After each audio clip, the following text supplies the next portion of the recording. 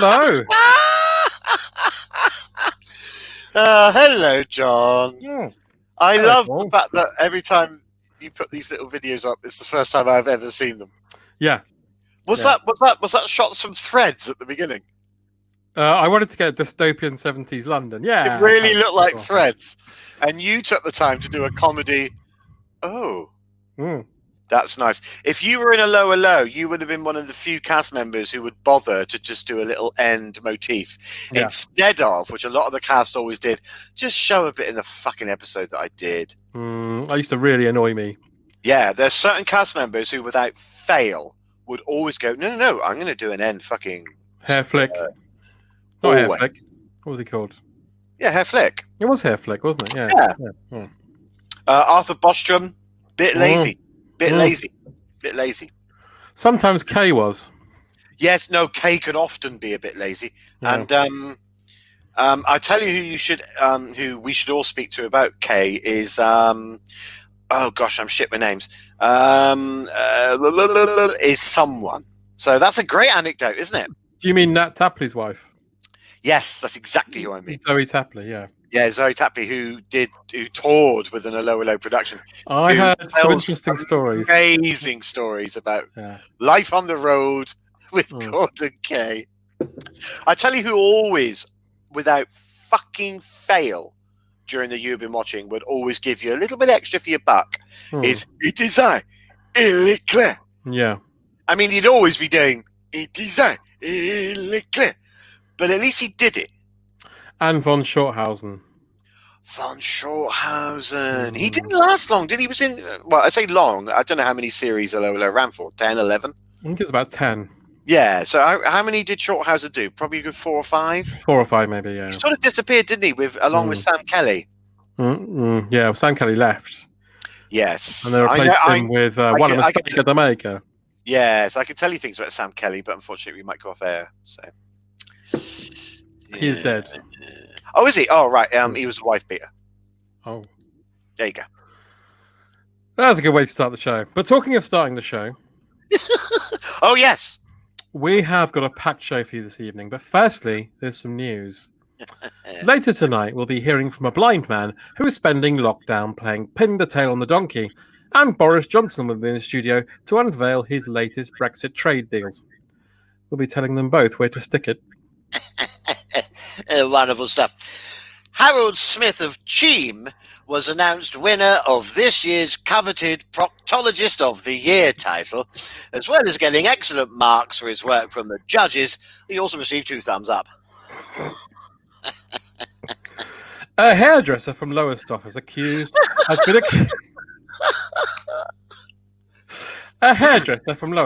accused of purposely shaving off the eyebrows of all his customers. When asked for comment, one of them said, "I can't say I'm surprised."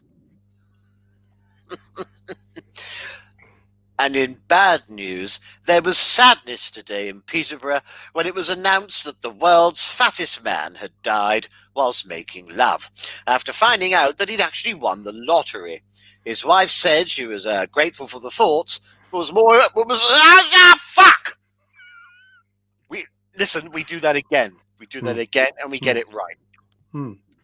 There was sadness today in Peterborough when it was announced that the world's fattest man had died whilst making love, after finding out that he'd won the lottery.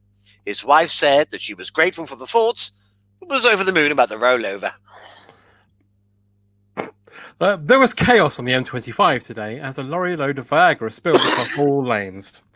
Police have warned of a stiff tailback, a busy hard shoulder, and to leave early if you want to beat it.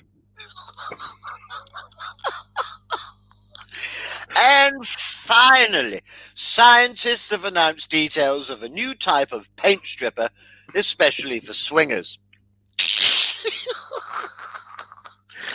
This new product will be available by the end of the month and will enable them to cover a room with more than one with confidence and have it off anytime they like. Good stuff! Hey! Well, here we are. Here we are. Is anyone watching? 33 people are watching. Good God, what have they got to say? Let's have a look and let's go to the comments. In we go. In we go. Jason says, "Good evening, lads. Good evening." Good evening, Jason. Thank you very much for joining us again. Tim Coleman's back. He says, 2 weeks ago, Paul told us how he handled a damaged testy. Last week, a classmate's empty eye socket was filled with liquid for giggles. What body horror does Cronenberg Litchfield have for us tonight? Well, my grandfather had a heart attack at the top of the stairs and fell down to his death in front of me. Oh, my God. Yeah, I was about 9. Oh, Jesus Christ. And I once saw someone have their head run over by a bus. It's not funny. Don't ask Paul these kind of questions because he would tell you. I am like the Grim Reaper's valet. Oh. Who just follows him around doing chores and seeing... Oh, here we go. The best of a Ronnie's gag is next week we'll have a lecture on ethics with a man from Sussex. That's fantastic. That's very good. I found it genuinely hard to find 2 Ronnie's news items. Yeah, no, I found a couple. We had to write our own, didn't we? Yeah, we had to write. Well, you mainly, sir. You fantastic. Because I went on YouTube and they just have the same sort of generic 3 or 4 clips or top 10 best 2 Ronnie gags, and they repeat the same 7 or 8 every time. Yeah. I thought there would be a plethora of them. No, I did. But no.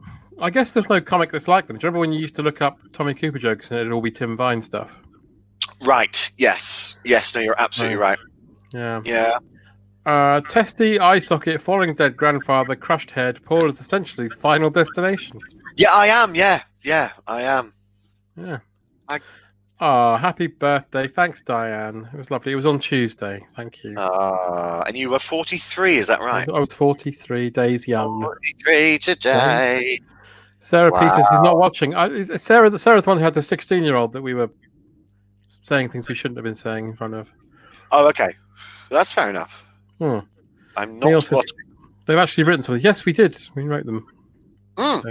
John wrote the majority of these because I was a bit lazy this week. Paul wrote the majority of them last week, to be fair. Yeah, so we sort of shared it a touch. Don't worry, there's some blankety blank super match coming up, which is, I mean, I just want someone to win because all the prizes are backing up in my hallway. He has got bicycles, toasters. I've got some beautiful teas maids that are going. That, you know, I mean, they don't have the British kite mark on them. They have a skull and crossbones, but I reckon they're fine. Where did you get them? Slovenia? Yeah, I got them from a job lot in Slovenia. Only 5 potatoes. Now, people will say that's racist, and they'd be right. Speedboat. Sorry, someone just said speedboat. On my Juneteenth, my up next is a video of John posted of 4 black-faced rat rabbits. Yes, sorry about that.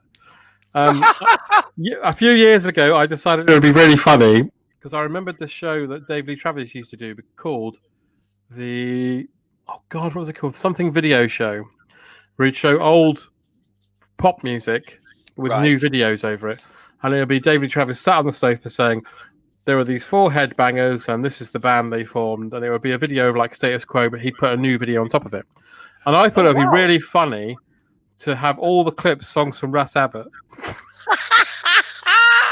And unfortunately, I mean, you know, there was a different time. I was a different person then. He's still trapped in the Caribbean at the moment under lockdown. Who is? Ras Abbott. That's where he lives. Yeah, he lives in the Caribbean now. Wow. Because I have a friend of a friend who's still there. My hair's magnificent. My hair needs cutting. That's what it needs. Dwayne Hickman has taken the avatar of Clive Mantle as Nuclear Man. The unseen Nuclear Man from Superman 4. Oh, is that actual fact? Is that factual? Actual factual? Mm-hmm. Wow, it looks a bit like Shirley from EastEnders. Does a bit, yeah. Gosh.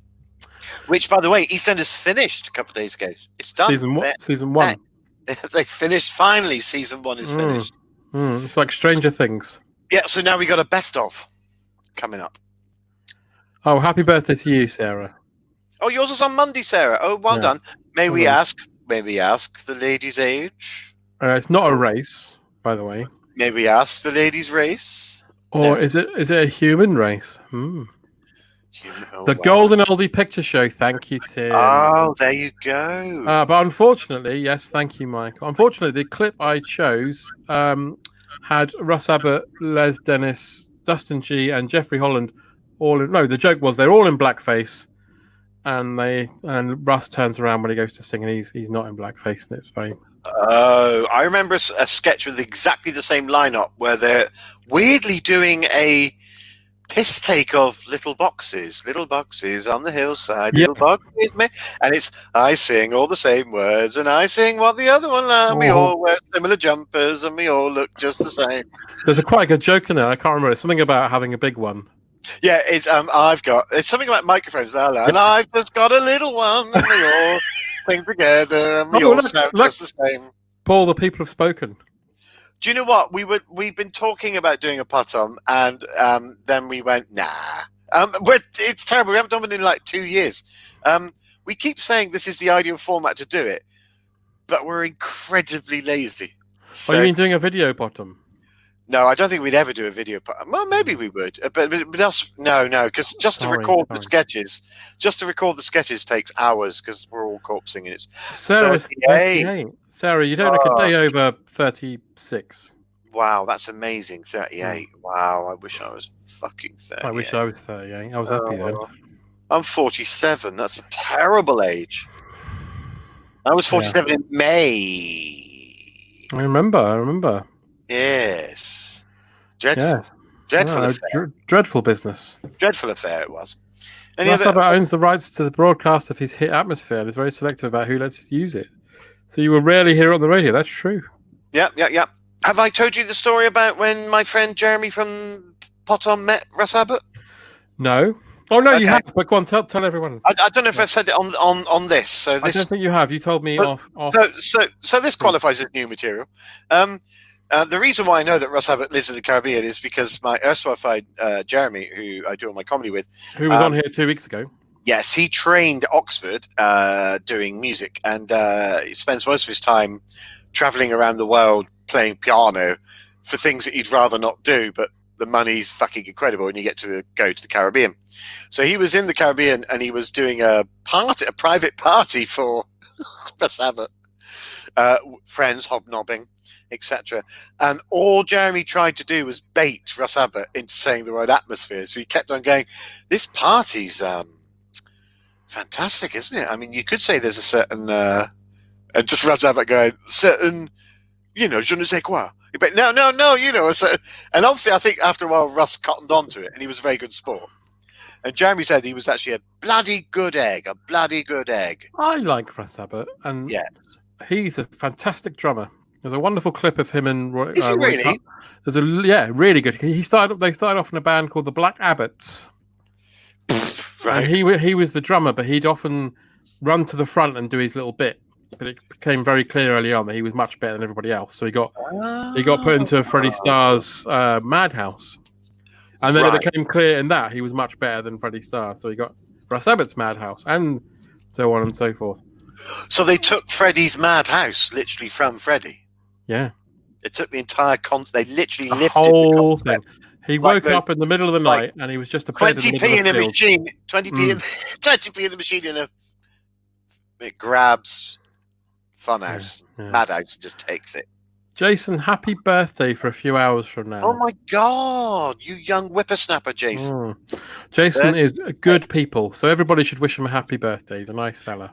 Happy birthday, good person. Oh, Jason. Richard says, thanks to Paul, I've now found a new love for Bill Conti's score for your Eyes Only. My friend, I was only listening to it. 2 days ago, slightly hammered.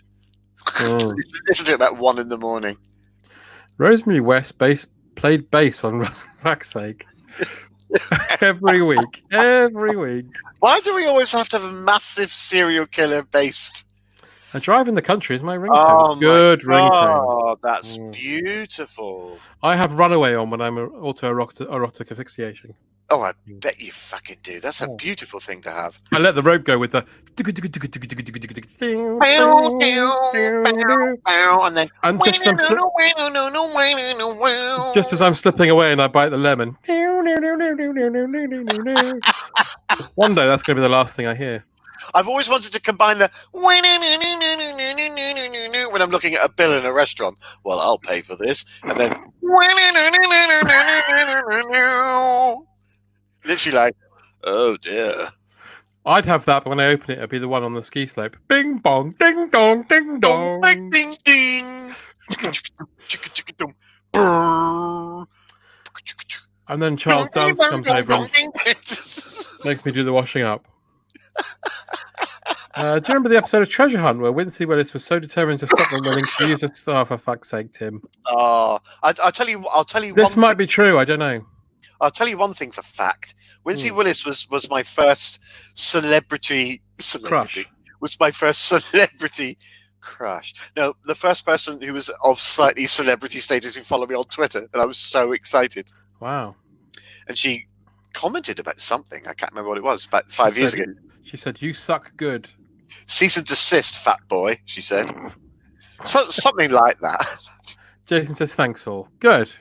Oh, that's brilliant. There's been so many birthdays. So May, June is a real healthy crop for birth, isn't it? Yeah. I'd like to work out what's 9 months before that, but maths was never my forte. Well, it'll be October, won't it? Is October October's the month for fucking...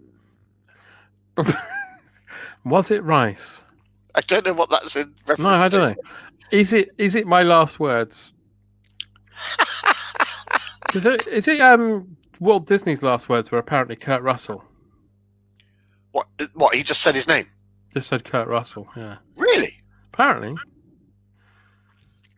And Stan Laurel's last words were, "I wish I was skiing." And someone said, "Why are you good at skiing?" And he said, "No, I'd rather be doing that than this." Oh, that's too comedically brilliant to be true, though, isn't it? It's apparently true. Someone tell me in the comments if that's not true. Really? Jeffrey Dahmer? No, here we go. No, he was not. No, he was not. No, he wasn't. Halloween. A good time for fucking trick or treat. Good time for the old fucking. Trick or treat, of course, means anal or vaginal. Paul. I remember during the Second World War, it was Christmas Day, and all us Tommies and all the bloody Germans, we put down our weapons. You see, we hadn't done that before. You see, and there was a calm on no man's land that day. Lovely. Christmas Day, and we all clambered up. We put down our weapons, our bayonets, and we looked at each other as men, not as enemies, as men. And then we all got together and started fucking. Fucking. A lot of fucking that afternoon. A lot of fucking. Is that when it was? Was that the Battle of the Bulge? Can someone please remind me what Adam Faith's last words were? I remember they are brilliant, but can someone remind me? I believe he wasn't fucking when he died. He died on the job. I think he might have done, like Patrick Troughton. Wow. Fucking when he died. Kentucky Fried fucking. Someone remind me. Kentucky fucking chicken. Oh, well done. We were very close, Edward. Hom and homilty pie. Kentucky Fried fucking trips off the tongue a little bit better. Just before he died, Laurel said to the nurse, "He'd like to go skiing. Are you a skier?" He said, "No, I'd rather be doing that than having these needles stuck in me." So there you go. I was almost right. Oh, no. Yes, you're absolutely right. Battle of the Bulge. Don't tell me you've got that picture still queued up. I would love to tell you that, but unfortunately, you've got. I have. Yeah, there it is. There she blows. That's the biggest. That's the biggest log you'll see in the BBC canteen this week. Someone to park your bike. Any complaints, as usual, please call the. Which reminds me, phone lines are open. So if you'd like to phone in, I'm going to keep doing this every week because I just like having a banner along the bottom. And please do remember that upwards of 98% of all the money from the phone lines go to lowering awareness for the NHS. So please, let's get the NHS lowered now because they've got ideas above their station now. We're a big believer in balance. Yeah. Adam Faith's last words for Channel 5 is all shit, isn't it? Christ, the crap they put on there is a waste of space and then drop dead after doing some fucking... After a nice bit of southern home fried fucking... Didn't Hattie Jakes die on the job as well? I don't know. Probably. She was certainly not with John Le Mesurier. Not with John Le Mesurier, no. She was apparently a bit of a goer, so possibly. She was. John Le Mesurier used to sit in the other room just smoking joints while she was fucking the lodger. Yeah. She said, John, would you mind smoking a joint in the living room? I'm off to do some fucking... I love to do that for the fucking... After doing her Asda adverts. I like the way every week we get something new stupid to say. This week it's fucking... Yeah, this week is fucking... Oh. I'd love you. Just you go to a job interview and you go, and I think you'll find that during '97 to 2004, I did a whole lot of fucking. That'd be brilliant. There's a gap on your CV here. Well, you've got the job, sir. There's a gap on your CV here. Would you mind telling me what you were doing between 1997? Yeah, and sort of, and only for that question do you somehow go like Southern American. You're perfectly normal in English until that point, and then I do believe at that point, my friend, I spent a lot of time down in Alabama doing a whole lot of fucking. I do declare. I do say, boy, you are a chicken hawk, and my God, you're right for the old fucking. A whole lot of fucking, indeed. A whole lot of fucking. I think. Everyone, because we're 3.5 whatever months in of self-isolation lockdown, everyone's getting a little bit randy now. Well, I can't speak for everybody. I could speak for you, John. You're randy as hell, and only in a 70s bawdy sense. Yeah, only in a blimey in that sense. And well, because when you were talking about Wincy Willis following you and you being very proud, about 2 weeks ago, Robin Asquith started following me. Amazing. I follow him. And I thought, God blimey! I saw him about 5 years ago by accident on the Circle Line and just went, fucking hell, it's Robin Asquith. And he just looks like tanned leather. He's lovely. He's beautiful. I think I've said this on here before, but he is brilliant on Twitter because if you ask him any question, quite often there's celebrities on Twitter where you ask them something, they don't reply at all. Yeah, but ask Asquith anything. Ask Asquith. He replies immediately. Robin's got the time. It's like Ask Aspel, but with Asquith. I reckon if you had to self-isolate, you could ask Robin to do your shopping for you, and he'd probably go, "Yeah, right." I mean, obviously he'd fuck the shopping at some point. Or attempt to have sex with the shopping. I mean, He's out on a boat having a lovely time in Panama. Yeah, I know. He's always in Speedos going, cool, blimey, look at this horizon I tried to fuck. I like the way whenever anyone dies that's a lady that he's been in a film with, he always kind of mildly insinuates that he's fucked them. Every time. Oh, and Jason says here that Robin is a fun. He is. He's got an anecdote for every occasion. He's brilliant. I don't want anyone to think for a minute I don't like Robin Asquith. I fucking love him. No, I think he's fucking amazing. And I think he's had a heck of a life. Yeah. Yeah, I really do. Yeah, genuinely brilliant. All his stuff that he mentions about all his own muckers. He's got nothing but nice things to say. Did you see the football picture he posted the other day? Yeah. That was brilliant. Fuck me. It's like everybody you could possibly... He was playing like... they were basically having a kickabout, and it was him, Dennis Waterman, Richard O'Sullivan... Poor old Richard O'Sullivan he's one of those. He's in the home for sort of actors who never, were on their uppers, and he's got, dementia and stuff. But he's always visiting him and always posting pictures of him. And George Layton always going visiting. Yeah, it's really lovely. So he's good people. Here's to Robin Asquith. I really want to get to a stage if I have any semblance of a career that I get put in that home for old lovies. That must be brilliant, because every night must be just fucking and just nurses going, "Oh, shut up, you prick." I'm going to put you in one of those yellow storage places because you won't know. Think about it. If you've got a loved one who has got really bad, like not mental problems, like memory problems, just put them in the yellow storage and just put a bowl of food in their room.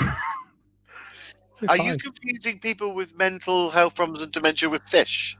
Yes. Right. Sorry. Okay. Yeah. This is why you get in trouble in pet shops, where you just pick up old people and take them home. No frills. Yes, he did a lovely interview with Matthew Sweet, Neil. He did. Yeah, no, you're absolutely right. You're absolutely right. Glenn Hoddleship's a quick. I can't argue with that. Can't argue with that. Right. There's nothing wrong with that. Paul, have you ever been to Lichfield? No, never. No. That's that conversation knackered. But completely different spelling, so why would I? Monty Bene. I've never been to Lichfield, and also I've never been to me. I've never spent time with me. No. I don't blame you. I tell you what, before every big game, I take a me. Do you? Now, hang on.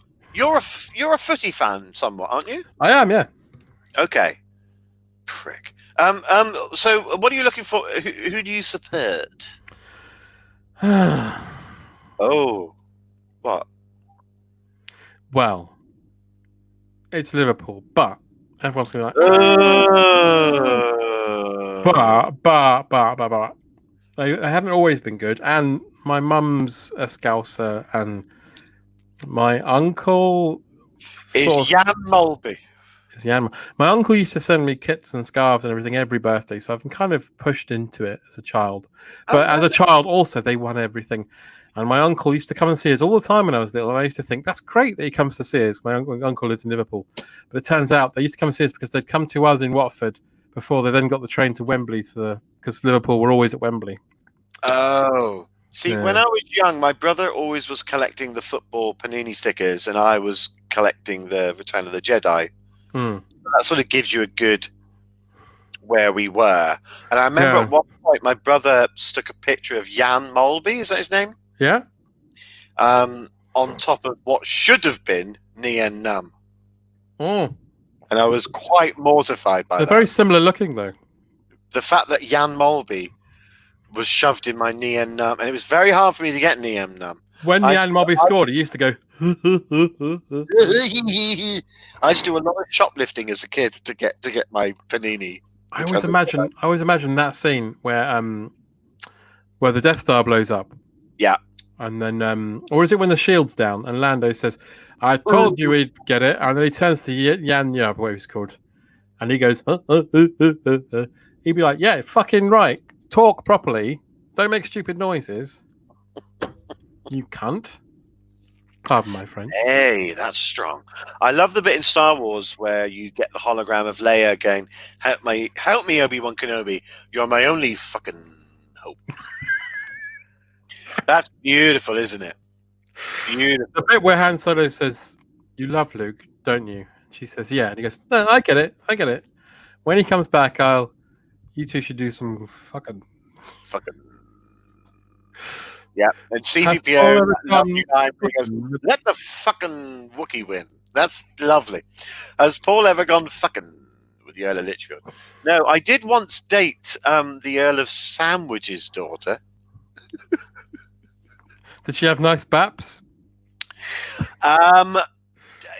Sorry, it's very sexist. This is an interesting story. Can I tell it? Yeah, I can tell it because it's not. We didn't do anything wrong. I was briefly dating the Earl of Sandwich's daughter. Oh, this is a true story. Yeah, no, genuinely. And she was called something like, this is a long time ago, 98, 99. I think her name was Lady Margarita Douglas La Sandwich or something. Didn't she see the Clive James show? Sing us out tonight. When they sing us out, they often talk us in. I don't know what that means, Clive. You need to stop doing these weird, when the rich get richer, the poor get poorer. Yeah, I know, we know that. The information superhighway. It's always about the information superhighway, but the super low way is not the way to be the super rich. I don't know what that means, Clive. But anyway, yeah. So I was doing an advert. I think one of my first ads it was a tango ad, and I was an extra, and she was also being an extra as a jolly. I mean, she was like fucking jolly hockey sticks. I own the Isle of Wight. She was like that, but she was really beautiful, and somehow I was a bit of working class Devon rough, and we ended up going back to her house for a party. Is this the one? No. Okay, good. Oh, that might be. I don't know. I can't. Anyway, we were literally in the west wing of the house. It was like that. It was like, fucking hell. And at one point, her grandmother disturbed us, and she was literally that sort of brideshead revisited cliche, almost looked like a Greek old lady in a black. And she came in and she saw us all having a party, and she was like, and then she noticed that one of the populace at said party happened to be a black man, and she went, which was just fucking hell. Pointed at him and went, "A fuzzy wuzzy." Oh my god! Fucking hell! I remember that so much. It was fucking appalling. Chewie, we're fucking. This ship did the fucking Kessel Run. Was it 21 fucking parsecs? That's quicker than. That might be right. I don't know. Unless you're making names up. He might be. Or unless I'm remembering a name wrong. But yeah, that was my only brush with nobility. Tim's got a form for making stuff up, of course. Yeah, that's true. Well, look, we're at 9:30, so I'd imagine it's probably time for the first round of Supermatch game. What do you think? I think that's great. And also, I got in touch with the Hazelhurst family. Have been in touch with me again. Oh, thank God, thank God, thank God. They've loved the last 2 weeks. Right. But again, they wanted us to have a message. And this week's a pretty poignant one, considering what's going on in the world at the moment. So here, with love, is the jingle.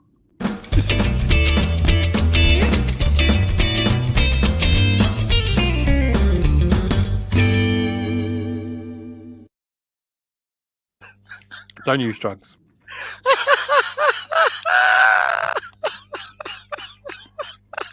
Okay, fourth wall and aloha from the realm beyond the dead. It's all tell for a lovely game, a blankety blank. Now we're going to be playing Supermatch game today, and if you happen to win this particular Supermatch, you get a picture of Mr.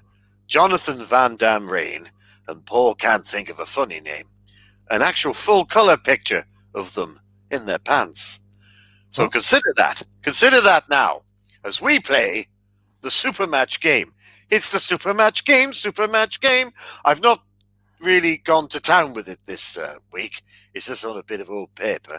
We could just pretend it's a new set for a new series. Yeah, this is 1979, so we're decided to cut costs here at the Beeb. Mind you, old Tell's still got a fat old contract. I didn't know what you were going to say then, Tell. Hotel's got a camel toe the size of the Suez Canal crisis. However, it's Supermatch now. Let's first of all select a contestant. Now, the first person to type in Terry Wogan's Southern Style fucking is the first person to play. Let's have a little bit of thinking music while that happens. Stum, stum, stum, stum, stum, stum, stum, stum, stum. Stum, stum, stum, stum. Stum, stum, stum, stum.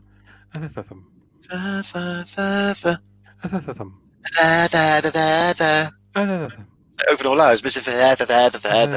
It's no good. I don't know Morse code. We have the Feather Lord. The Feather Lord has been assigned. Congratulations, Feather Lord. You're through to the wonderful game that is Supermatch. Eugene, let's reveal the legend. Are you ready?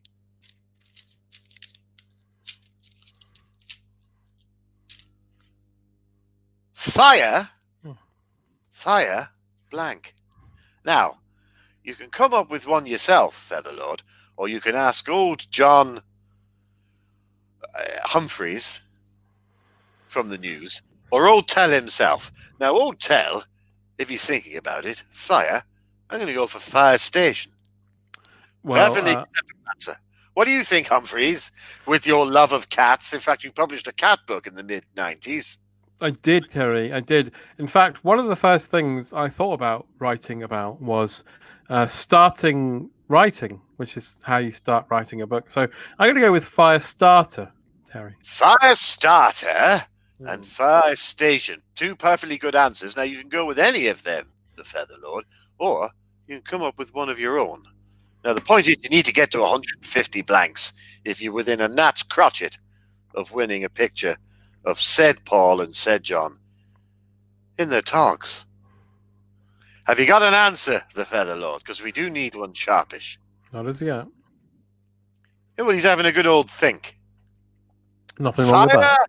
Blank. We've had fire station and fire starter. You could have fire blanket. That's a good one. Fire main course. Fantastic answer, the Feather Lord. Do you know what? An answer like that puts you on the echelons of 100 blanks, says Hotel. But let's see what the populace said. Are you ready? For 50 blanks, it's fire. Oh, so close. It's fire ninja. You know, the old ninjas there that fight with fire. Loads of them. So close there. Let's see if we can get main course for 100 blanks. Let's see if I can reveal it.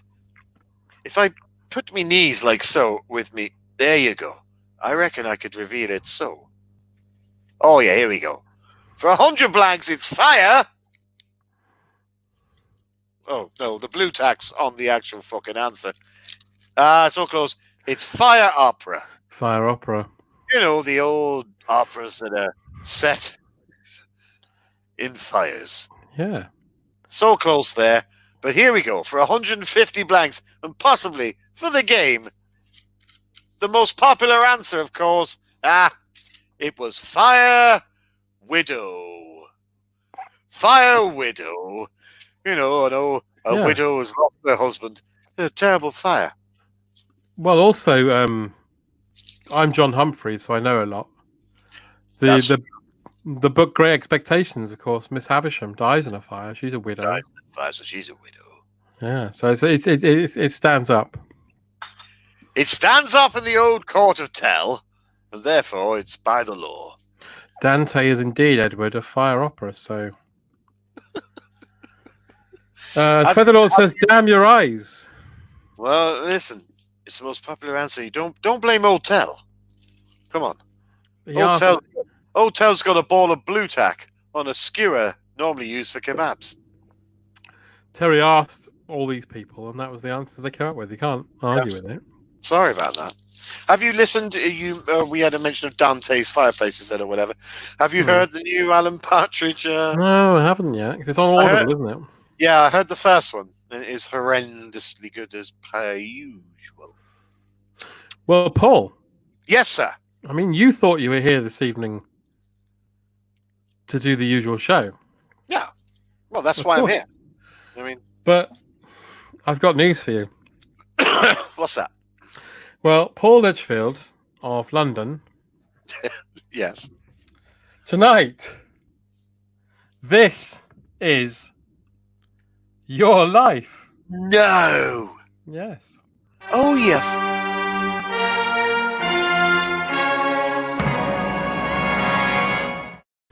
That's right. Is that it? No.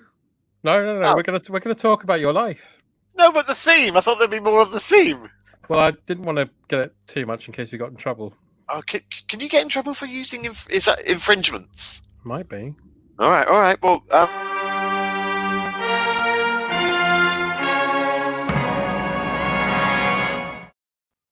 are you Eamon doing this? Eamon Holmes. I'm thinking Aspel. You're Aspel, all right? I'm Aspel. All right.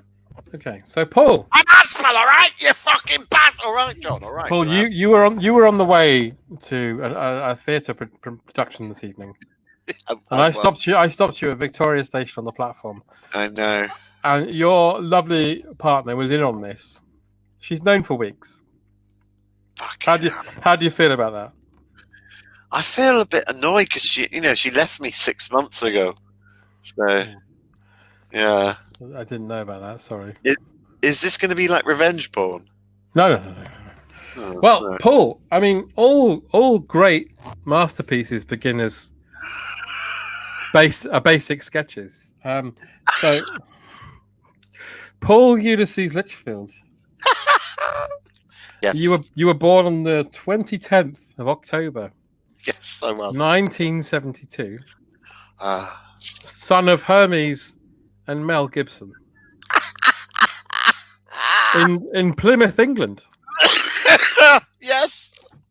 Now, when you were growing up in Plymouth, it was here at the age of 3 that someone noticed you had a gift for entertainment. Can I just say? Tell him not to do it in front of the vicar. That's right.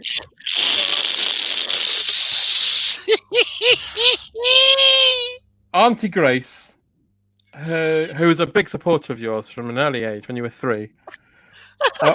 Obviously, she can't be here tonight due to the isolation. Yes, yeah. Protocols, but she wishes you well. Oh, isn't that nice? It's lovely. Sorry, you were going to say something before we went into the clip of Auntie Grace. I forgot what it was there because I'm so overwhelmed. But Auntie Grace was she was amazing, really, because she had a hunchback, a lazy eye, a buck tooth, web feet, and most men just went out of there for her looks, and I just found that really. I mean, she was a real. I think she single-handedly entertained the American GIs during the war. She got through battalions of them. You know? That's wonderful. That's wonderful. I mean, it speaks of the Blitz spirit. It just brings a tear to the eyebrow. Obviously, she can't be here this evening, but she sends her best wishes. Oh, that's lovely. But it was Grace who encouraged you. She did. She encouraged you to tread the boards. Yeah. At your local theatre, and once he was on, you couldn't get him off. I don't mean sexually, should I? That's Bernard Potts.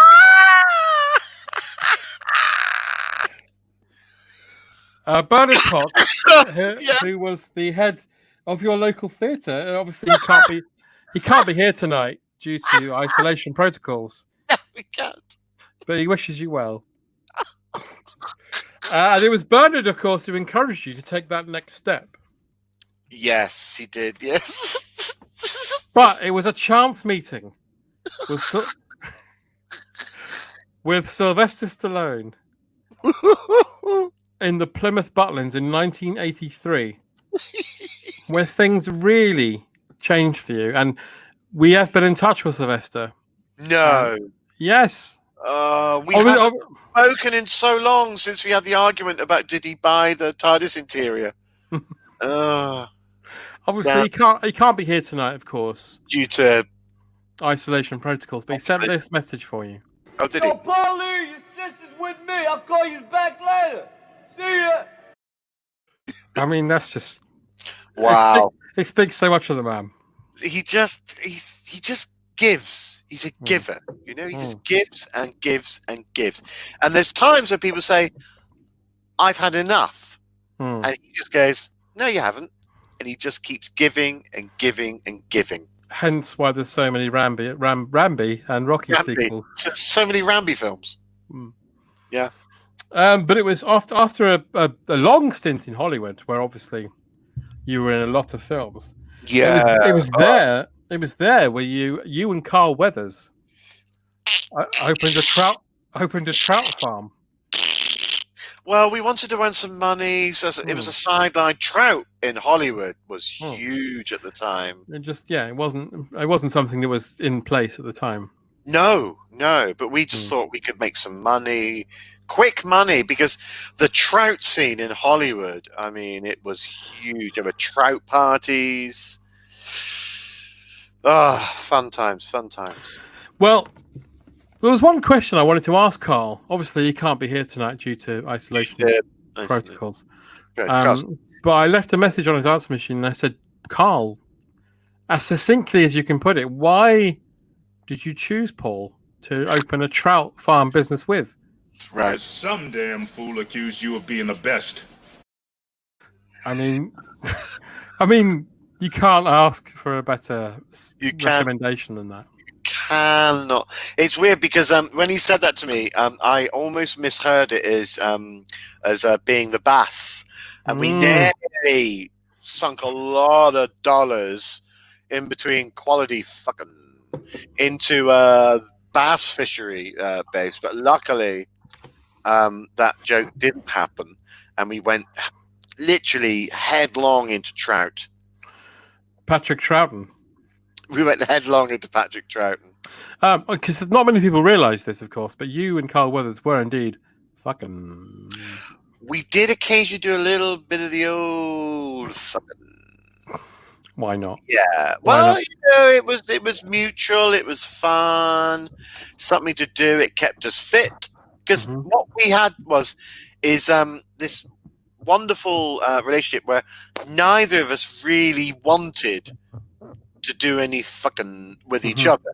Yeah. So there'd be a lot of chasing, and then trapping, and then very sort of disjointed, angry fucking. And then once the fucker become the fucky, then obviously the roles were reversed. And again, I didn't particularly want to do any fucking with him, but I'd been fucked, so I had to then fuck him, and it just became it was a game more than anything else. Well, obviously Carl can't be here this evening, but he wishes you well. He wishes you well. Well, why can't he be here? It's due to isolation protocols. Isolation protocols. Right. So you returned back to our screens, of course. I did, yeah. With a long stint in arguably our greatest soap. Now, for this role, you had to perform a different kind of voice, and unfortunately, had to be nude. I've got a naked man in my kitchen. He's telling me to relax. Not quite naked. Voila. I mean, that was a role that everybody knows you for now, as Frank Butcher in EastEnders. Yeah. I didn't put on a lot of weight for that, and got slightly more racist for it. You had to shave your head. Bit more misogynist. Well, yeah. What I did is I didn't actually shave my head. What I used to do is I actually grew my hand, and it got very big, and then I could put my hand over because I've got quite extensive hair. So I used to my hand put on a lot of weight, so my fingers were sort of triple the size, as you know and love, and I put them over my head and covered it entirely. And then what they did is then with the green screen is they removed my hand from the wrist to the elbow. So what you got was a bold pate, and then I could do two-handed acting as per. It cost a lot of money. It cost a lot of money at the time, and they kept saying, "This is really unnecessary, Paul.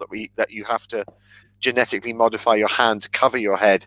And then we have to green screen and take out your wrist to your elbow via CGI, where you could simply just shave your head. I mean, this is again going back to your beginnings in Hollywood. This is where you picked up from the Lee Strasberg school of. Yes, I was very method. Yeah. But we reached the end of our experience, and 20 years later, you're still warming hearts and minds as Inspector Remorse. The funeral detective. And can you tell me, will there be another series of that? There's going to be another 4 series of it, but we because of the lockdown and differences, those 4 series are being very sort of subtly woven into a 2-minute radio jingle. Great. Well, but we'll cover a lot of ground in that, and then we'll see what happens when things get going again. But Paul Litchfield, this has been your life. Oh, John, you little tinker. Honestly, theme. Obviously, because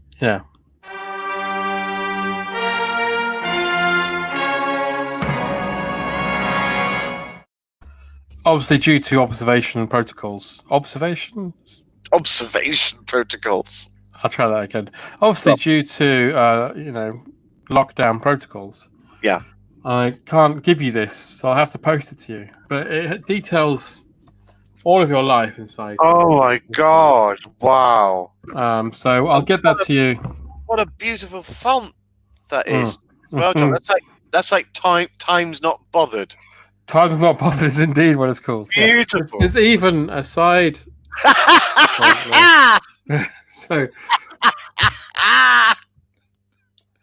So you can keep this on your mantelpiece forever. Oh my God! So Paul Edgefield, this has been your life.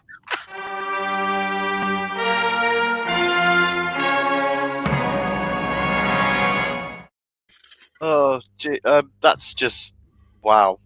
That was beautiful. It was, wasn't it? How did you find all that out? I mean, where did you go? I've been doing a lot of emailing, as you can imagine, and the good thing about it being lockdown is that a lot of people are willing to answer emails and give quotes. You know, that's amazing. Stallone was a huge. Carl Weathers fine, but you know, Stallone. Yeah, he was a massive influence on me. Stallone. He said so many brilliant things to me, but I could never understand what they were. But I've since heard that they were rather good. I remember once, just before a scene, he came up to me and he went, yeah. And I was like, right, okay. And I just went on and did what I was supposed to do. And then I came back and he just went, yeah, which I considered to be like a pat on the back. But I mean, he could have been saying something completely different. Could have been. Very hard to tell with Sly. I mean, that's the one thing he was Sly. He was never Sly. No, never Sly. He was sort of obvious, if anything. He should have been called Obvious Stallone. He was not like a Fox. Fox is a Sly. Foxes do not make films. He was like a really sort of out of control Slim Loris. No, I mean, I'm disgusted by this comic because I spent a long time making that folder. Sir, how dare you? That took upwards of 10 minutes to come up with. This was embossed by the greatest embossers. Oh, he's ruined a genuine red folder now for life. That's marked for life. I mean, this was made by the greatest imposters. Oh, embossers. That's not coming off. No amount of Sillet Bang is going to shift that. By the way, I am genuinely going to give that to Paul next time I see him. Oh, that'd be brilliant. Shame I can't put the sound files in there, but never mind. Oh, they're brilliant. Here we go. Right. What's that? Mike Reed had Mike Reed has his own fruit machine called the Governor. To win a jackpot, there are 2 flashing buttons, and Mike demands you pick a packet. No, Tim's just being silly again. Oh, come on, Tim, now. Everyone's having a go at me in here. Oh, really? Why? What, for doing This Is Your Life? He's hammered. I'm not hammered. No. John's fucked it so much fucking... I mean, that's what's wrong with me. I've been doing too much fucking... Look, we pretty much set our stall up that all our references are to blankety fucking blank. Mm-hmm. Carry On films, This Is Your Life, The Two Ronnies. If you don't like it, then stay for more. That took him literally minutes to make. I'll tell you a lot. I'll tell you the truth. Probably about 10 minutes. Yeah, that's about right. But I've literally like. Hey, that's still 10 minutes of your time. That's 10 minutes of your precious time. I've written Paul's pretend life story. I mean, I could.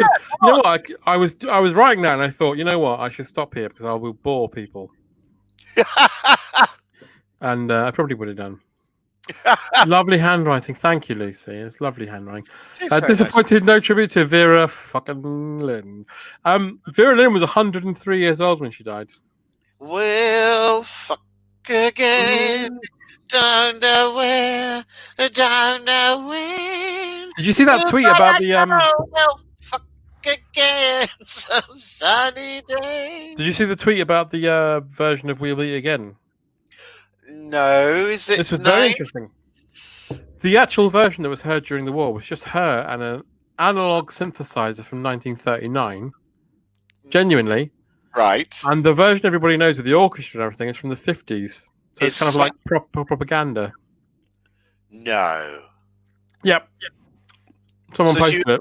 She was a Nazi sympathizer. A Nazi synthesizer. She's a Nazi sympathizer. No, she wasn't a Nazi, for God's sake. They haven't buried her yet. I reckon it should be an open coffin, but it should be vertical on the White Cliffs of Dover. These are the words of Paul Litchfield. Nothing to So do we with can me. see her. We can see her forever. People are going to come round to your house, right? And they're going to stand with their chests out and Nazis tattoos on their chests. And they're going to pull down your house. Oh. And they're going to put you in a river. Well, it'd be nice for some company, John, to be honest. And also, I live in Golders Green, which is the most densely Jewish part of North London. So good luck to them. It's true. That's Vera Lynn, who died today, aged 103. Yes, she was. I'd love that in the news. Hugh Edwards. That's Vera Lynn, who died aged 103. Would be Dame Vera Lynn, who fucking died today. I want, again, keeping up with our joke, I want a week's time to go, Dame Vera Lynn, who died last week. She so there's We'll Meet Again and Bluebirds Over. What else is there? Did she do Bluebirds Over as well? Yeah, Bluebirds Over the White Cliffs of fucking. She did Nazi assholes fuck off, didn't she? She did Nazi assholes fuck off, and she did that to a very rudimentary, what we now know as Smack My Bitch Up, which is amazing. She did that. She did that Tom Jones style cover album. You know, Tom Jones did that Reloaded album. Right. Vera did that. She did a lovely version of Firestarter.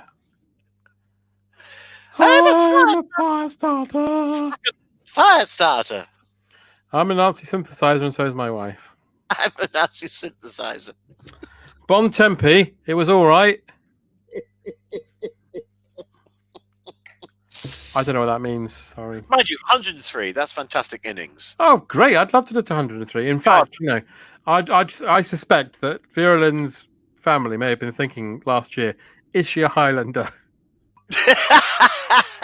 There can be only one bluebird over the White Cliffs of fucking Dover. This is awful. We're going to get quoted out of context on some right-wing website as Vera Lynn haters. We are not Vera Lynn haters. We are Vera Lynn lovers. It's 103 for fuck's sake. It's fine. She had a rich, wonderful tapestry of her life. The nightingale sang in Berkeley fucking Square. I mean, it's ripe for James Bond, isn't it? A View to a fucking Kill. A fucking kill. She did a great cover of Brown Sugar. She did not, Jason. Do you expect me to talk? No, Mr. Bond. I expect you to fucking die. I must be fucking dreaming. Fucking Dover, yeah. We should stop talking about Vera Lynn. I do have a slight problem. I don't mind, oh my God, the things that people did during those horrible times. But it just pours slightly, all this sort of nostalgia for footsteps in the rubble, fucking F and egg and ration books, I raped a lady. It's all a bit, it gets too close to Union Jack waving for me, and it immediately makes me feel a bit odd. So as soon as, they show this guy who's on two or three guys on the BBC News all the fucking time. Yeah, I was there, and I held him, and he died in my arms, and then I ate him. And it's all like, I know it's awful, it's fucking horrible. If I was born at that time, I wouldn't even gone to war. I would have been a coward and white feathered. I would have been shot. But it's all a bit jingoistic, fucking Brexity for me. I can't divorce wartime pluck with Brexit right wing naughtiness. Wartime fucking. Yeah, it all gets a bit weird for me. I find it all very uncomfortable. I'd rather, like with the war stuff, you know, if we're pulling down fucking statues now, left, right, and centre, let's just literally, like Basil Fawlty, not mention the war. Let's just not mention it. It's horrible. Let's just not. It's been covered. It's in books. It's in films. We can now give up on it. We can go, and we'll never fucking mention that. Talking of not mentioning things, our friend and yours, Jeremy Lim. Yes.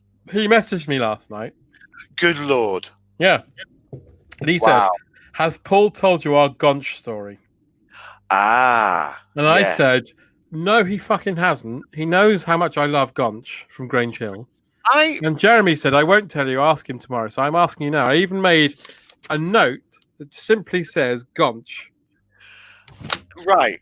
Well, got to know Gonch, AKA John Holmes. Yeah, who now when we met him in 2001 to 4-5, he used to go out with someone that we knew was producing comedy shows in Edinburgh. And when we knew him, he was working in casinos. In fact, he was like the head of casinos, which is a perfect Gonch thing to do. Perfect. If they sold toast as well, it'd be a #1 job for Gonch. But now Jeremy's reminding me to tell you the story. I can't fucking remember which story. Well, I think he just said that you used to hang around with Gonch. That was we used to hang around with him in Edinburgh, and then was he fun, Paul? Was he pleased? Was he fun? He was really. He was decidedly. Come on. He was brilliant. He was. Thing is, he was Gonch, so we were all like, "Oh my fucking god!" But he was so sort of over that. Like, yeah, it was really funny, wasn't he? Oh, he was. Come on. Oh, he was endlessly hilarious. Good, thank you. How's that for you? That's lovely. I'm presuming. I mean, it's been a long time. 20 odd years since I last saw him. So I presume he's still working in the casinos. He's obviously probably furloughed now, just waiting for the next. He's probably got a toast club going. That was his thing. He would bring a toaster to school and he would sell toast to kids at school. We used to hang around with him all the time. It's really. That's correct. His sister was in Press Gang. Yes. Did Gonch like Conch? No idea. I remember. I know he was a big fan of the. I remember around about the same time. I probably told you this already, John, but I'm not sure if I've said this on our JP special. But there was a big party in Edinburgh, and Jeremy was at the piano, and what's he called? Oh shit! I'm so bad when I get slightly hammered. I can forget all names. Les Dennis was at the party, and Jeremy started playing a song, something akin. I don't think it was exactly this, but something akin to "Send in the Clown," something really dour. And Les Dennis rushed across the room and went, "This is my song. This is my song." And we were all a bit okay. Did you hear his Richard Herring Leicester Square Theatre podcast? No, I have not. It's very good. I will not say anything, but he's got lots of great stories, as you can imagine. He's been around for a long time. Does he ever spill the beans about Abbott? No, he's got a very good one about Amanda Holden, which I won't spoil. It's best in his cadence. It's very funny. She's a curate's egg, isn't she? In the sense of she's not a curate's egg. She's just essentially awful. I mean, I don't know what she does. I don't know what her thing is. No, she's just famous for being who she is, and then she just casually picks people up, uses and abuses them. But now she's not at the stage where she can even do that, because the person she picks up is probably more famous than she now is. Yeah, he is the greatest. Les Dennis has got the greatest Amanda Holden. Oh, okay. Yeah. Oh, well, I will. I'll send it you later. There's a clip of it somewhere. Yeah. Well, when we go off air. Oh, this is a good idea. Oh, we could do Family Fortunes. We could do the turkey episode. Turkey? You know the turkey one? Turkey. Name something you take to the beach. Turkey. Well, didn't he do it for a bet?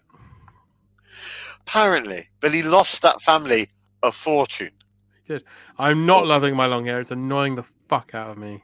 It's all right because you got it swept to one. Yeah, but it keeps like peeping out and it's annoying. And if I was a brave man, I'd shave it all off, but I'm not a brave man. You're going for that sort of Brett Anderson vagrant look. I was, but it's now not fun anymore. Yeah, but your hair's straight. Is it straight when it's at its natural? It's too straight, yeah. Mine's notoriously curly. I've got curly hair, so if it gets damp and frizzy like it is today, my hair just goes pump. Oh, it's a bloody nightmare, John. It really is. Oh, isn't it? Oh. If you touch John Nettles and get stung, then you rub up against Dr. Fox. I don't think you're allowed to rub up against Dr. Fox anymore. Do you mean Doc Leaf? I think he means Doc Leaf. Yeah. So that didn't work at all, Tim. If you think. Sorry, Tim. That's a. Oh dear. Sorry, Tim. He's that guy in Star Wars. It's like negative. It just impacted on the surface. No, negative. It just fucking impacted on the surface. The Force will be with you. Oh, Fucking Tim, always. that's so lovely. What's lovely? This. No, it's not. We've already established the cadence of the joke doesn't quite pay off. The doc element is the only bit that saves it. It needs work. I'm so sorry, Tim, to give you chagrin at this stage of the evening, but Paul, it's 10:05. Should we go for one of your games or one of my games? One of yours. Right, well, ladies and gentlemen, it's time for... Please can you tell me who the fuck is that? Yeah. It's good to talk. It's good to talk. Still sponsored by BT. I'm really glad we're still playing this because I think there's still a lot of legs in this because this is just genuinely brilliantly entertaining. This week I did some good I did some good digging. So yeah, again, as per usual, I'll ask you one, then our friends one. So Paul, you're first. Who the fuck is this? Okay. That could be. Oh my god. Who's? Is it supposed to be someone? Yeah. Is it supposed to be someone American? No. Oh, okay, all right, that's that fuck. Is it supposed to be fucking Frank Butcher? Is it supposed to be No. Frank Butcher? Is it supposed? It looks like Gerald Kaufman from the Conservative Company. No, I think I might have got you here. I think I might have got you. Hang on. It's not the barman from Minder. Hello, Arthur. No, good guess. Oh, hang on. It's not supposed to be this. Is it supposed to be a snooker player? Someone's got it in the comments if you want to see.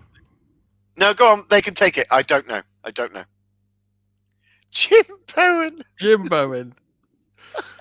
Okay, well, that's Neil to Paul, and then next is up for grabs in the comments. Everybody tell me who the fuck is this?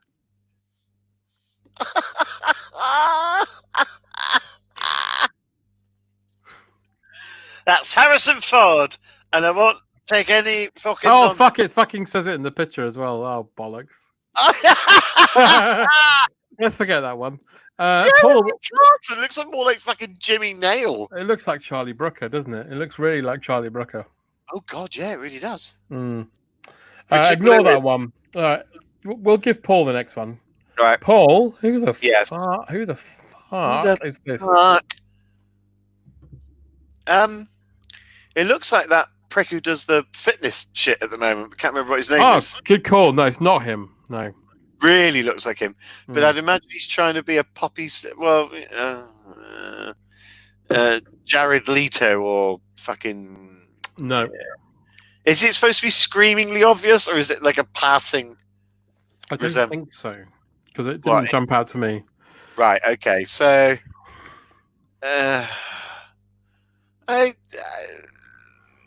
No, I have no idea. I'm so sorry. Okay, to the comments. Has anyone got any idea? It's not Tim Minchin. Nope.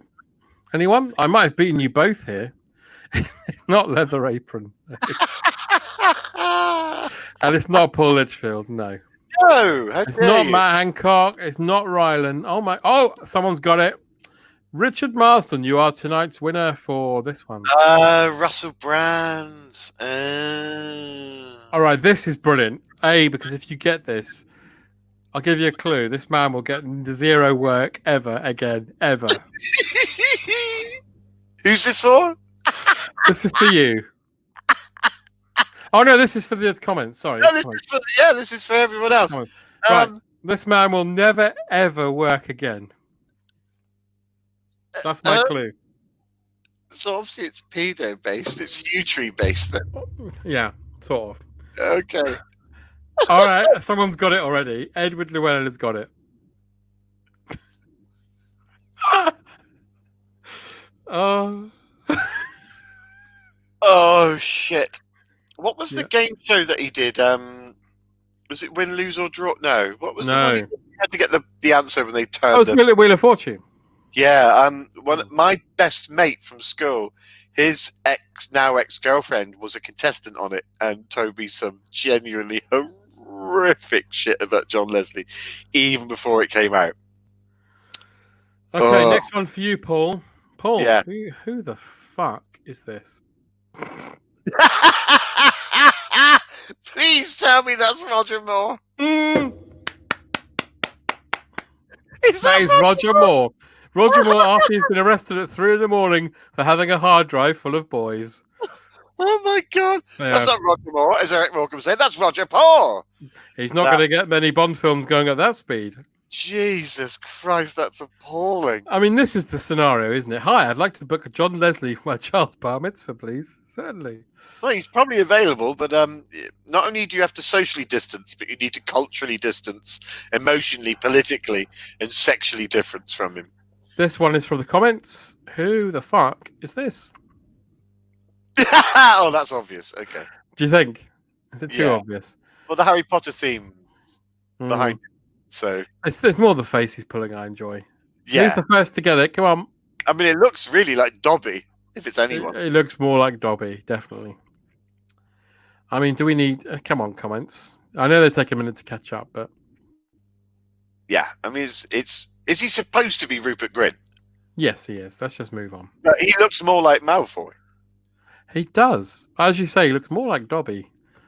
like Rupert Grint. Yeah, Yeah. we're all right. Everyone's got that one. Fine. Yeah. So, Paul, this one's for you.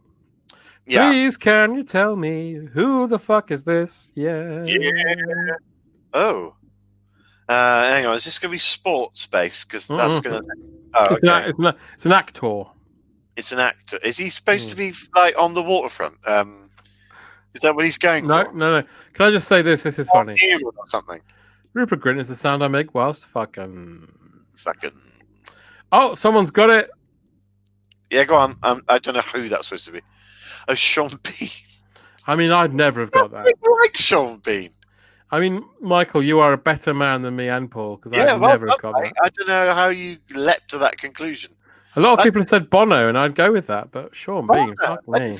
Any 1990s Crime Watch UK, have you seen this man? Yeah, well, Paul, we're on our last one now. This is for you. Right. Okay. But again, as usual, if you know it before, Paul, jump in. Yeah, please do. Paul, who the fuck is this?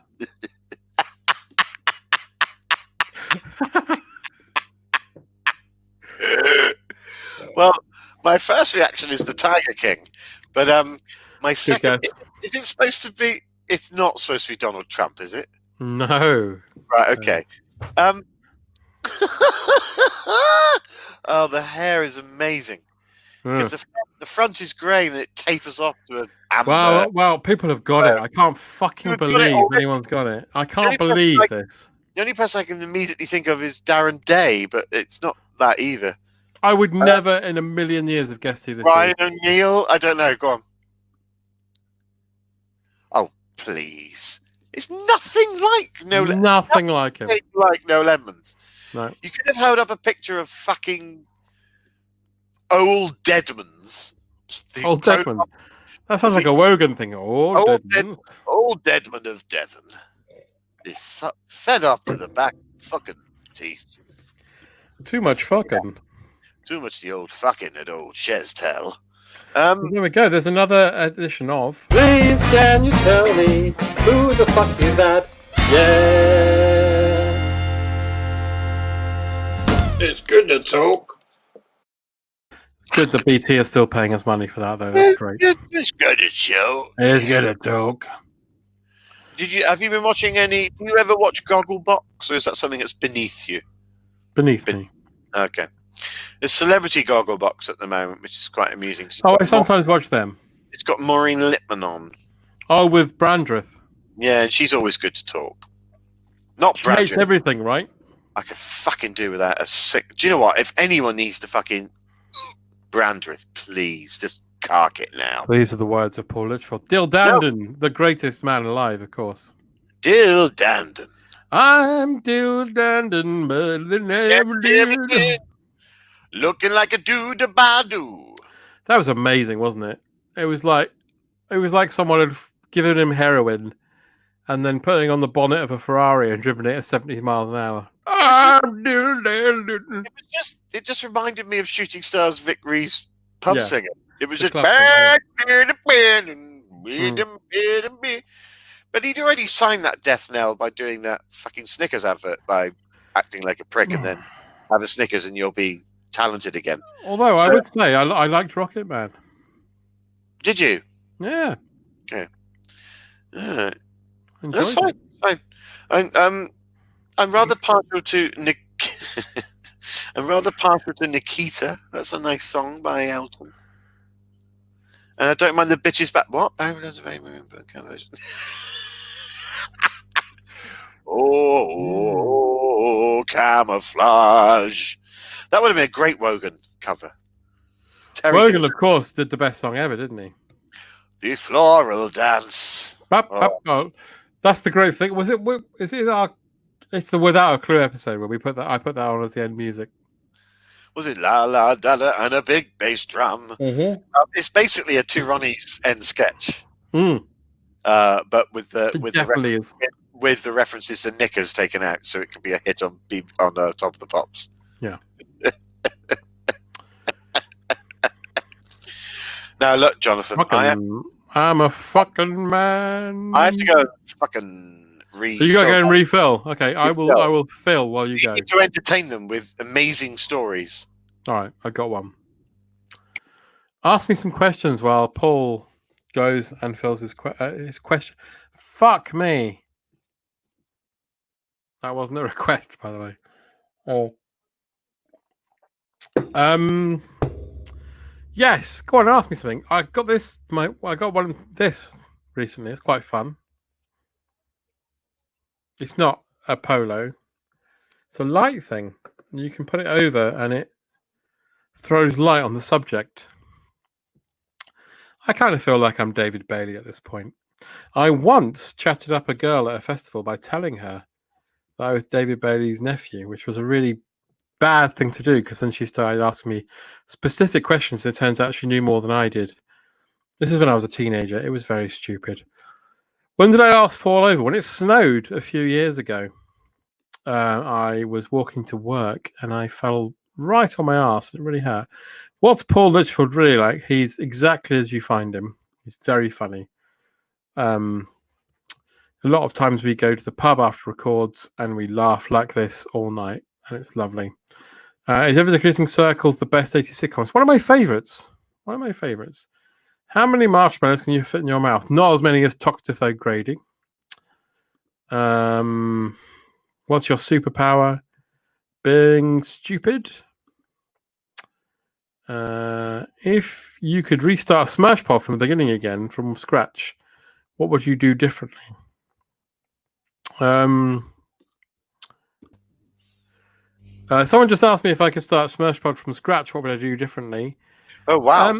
I'm kind of doing that now. Like, not that I do it differently, it's just that it's the series I'm doing now. I started it with Paul and so on and so forth.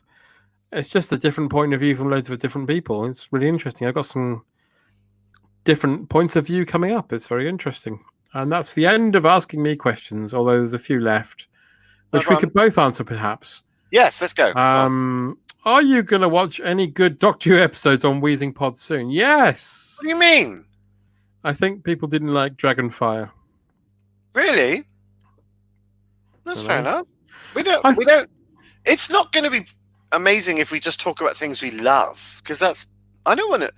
I want to listen to myself talk about things I like. What's so remotely interesting about that? It's much better when people talk about things that they don't like that much. Although, can I make a brief spoiler? I'm not going to say which episodes, but we've got 3 we're going to record next week. They're very good. Yes, you're right. No, you are right. Is the ending of Total Recall a dream or reality? I've always thought it's a dream. Maybe this is a half glass, half full, half empty. I only go by the remake, so because that was a fucking nightmare. So I've never watched it. Have you not? No. Oh, you should. Why would you? You should watch it just to go. Oh God, no. But you're replacing Arnie and Paul Verhoeven with Colin Farrell and the twat who did what's it called? Werewolves versus Underworld. Right. Not interested.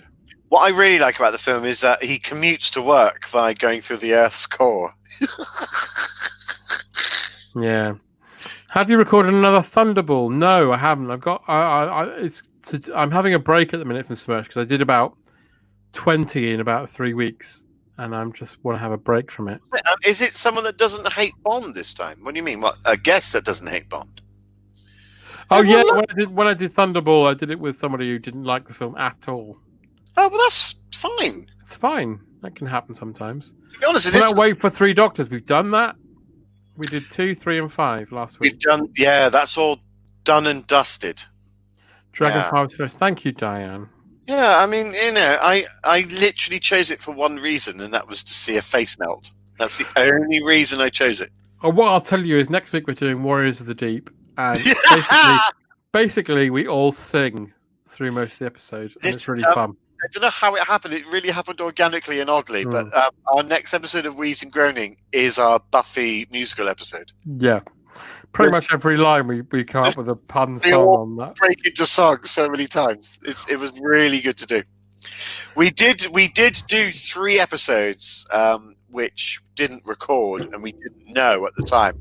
So we spent, and they were, I have to say, particularly really fucking good as well. They were so good and really fucking good episodes as well. We might do them again.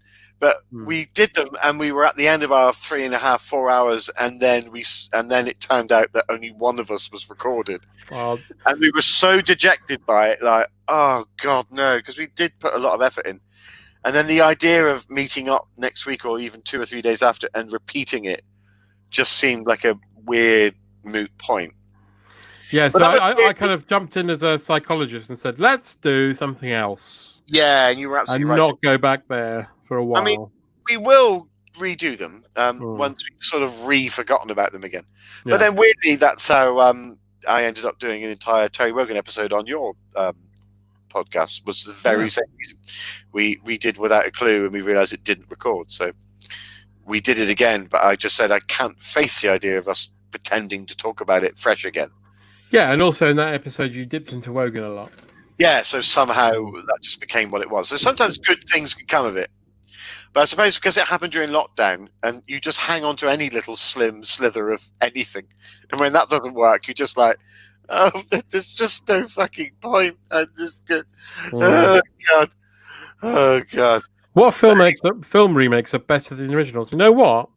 I would controversially say the first thing that jumped into my mind, I don't think it's necessarily better, but it's different enough to be more enjoyable, and it's the Dawn of the Dead remake. That's a very good example. Because I wouldn't say it's necessarily better, but it's a different film and it's really fun. There are 2 or 3 that I seem to remember are great, but I now cannot remember any of the titles. But yeah, what's that? Oh, that's a really good question.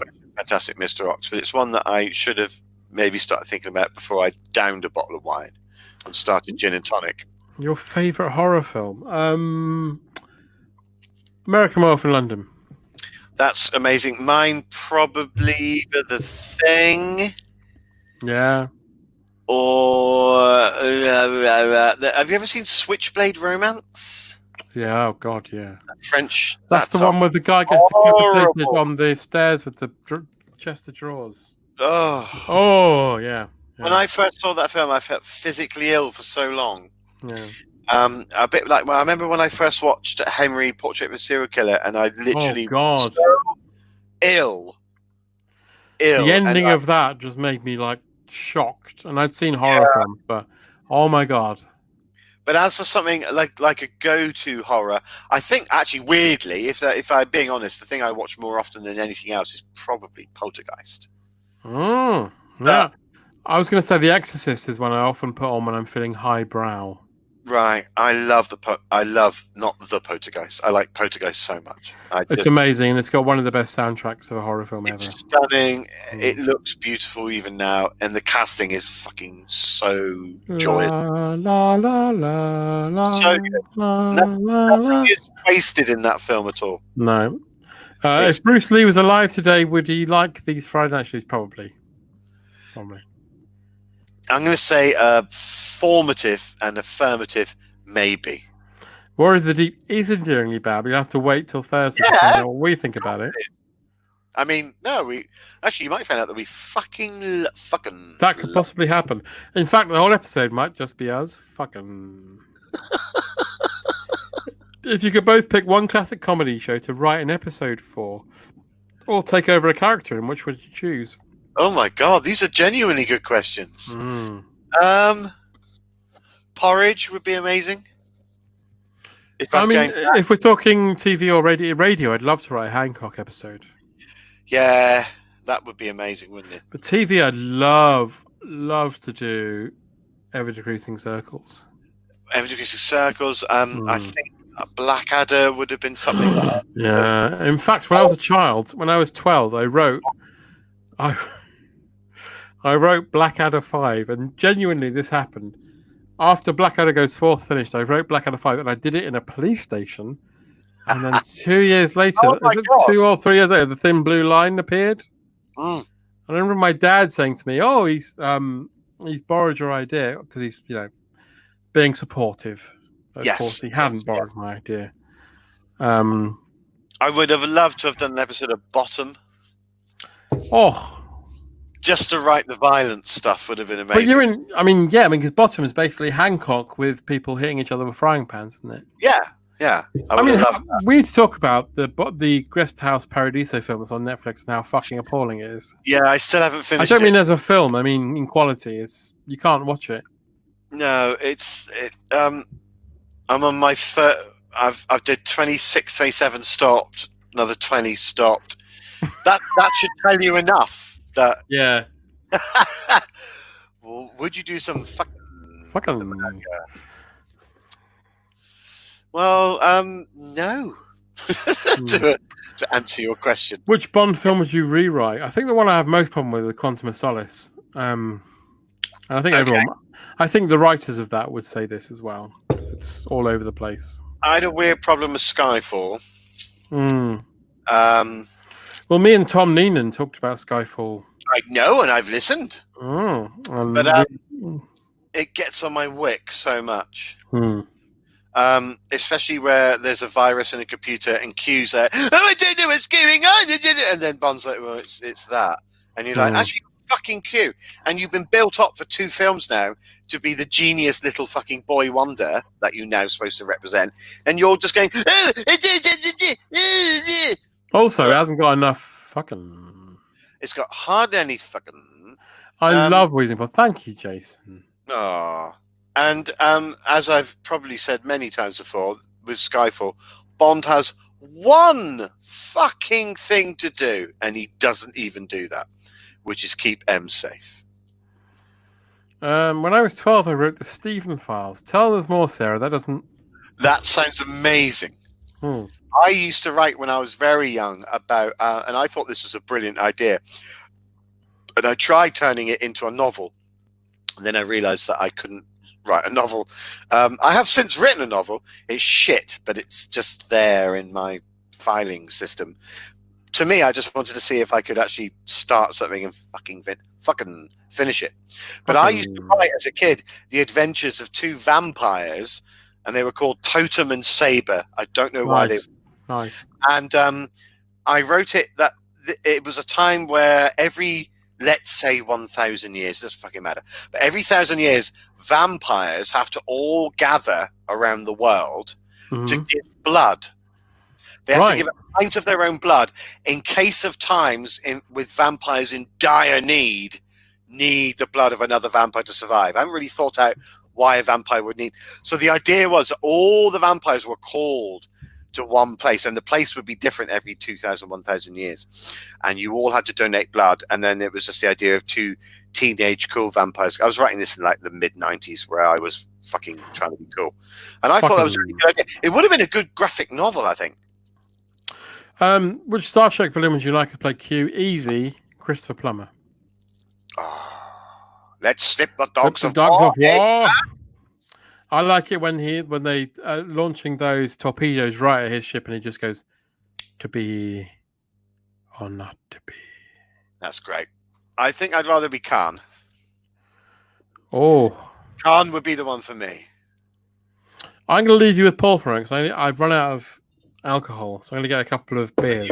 You go, and you can ask me questions, but I can't decide what they are, can I? I can't see them. So ask me a question, and I can't read it. So that's interesting. So I can't do that. Well, I can probably entertain you with some wonderful tales from theatre. So, it's 1997, and I'm on the pier at Wigan doing a rather risible production of Whoops, There Goes My Arsehole, which is a sort of Ray Cooney farce meets a sort of risque Jim Davidson musical jaunt, as it were. Now, the first night, I have to come on stage with a bluebell in my lapel, you see. And he's a cunt. Thank you, Neil. And I walked onto the stage. Problem was, Wardrobe Mistress had a rather small stroke. She was fine. She was absolutely fine. She still had time to pop my costume on. But during said stroke, she dropped blue. What's that, Purple? What's your favorite trap or LQC sketch? Probably Filthy Little Fuck Pigs. That's terrible because I wrote it and starred in it. That's dreadful. Thank you, though. Worst on stage fuck up. All right, I'm just going to abandon my thing because this is much better. The joke was going to be I didn't have a bluebell, I had a daffodil, and the cast laughed. Anyway, what's worst on stage fuck up? Oh my god, so many. I did not on stage, but I did adverts in Poland for a mobile phone company, and the guy who was doing it was like thought he was like fucking Strindberg or some sort of mad director, like Robert Altman. Let's do a 9-minute take, and people were like, no, we can't fucking do that. And I think I was 18 hours at one point. We were still doing it, and I was in a skin tight bodysuit just advertising a fucking mobile phone, and I think I got so annoyed. Oh yeah. Hi. You can carry on. I've been listening. I've been pointing. I was just we were. I didn't think I'd be able to see the questions when you left, but I did, so that was good. Well, I put them to you because I was sitting down and getting ready. That's lovely. Yeah. So as for, that wasn't a fuck up, but that was definitely a proper actory meltdown I had. Like I've had enough. I was 18 hours in, and also I was only earning. Oh, no, I'm not only earning. I was earning like $3,000 for 2 days' work, which is good. It's fucking great money. But when you're in a skin tight bodysuit for 18 hours, I just had enough.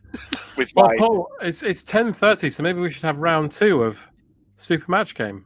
Let's have the theme.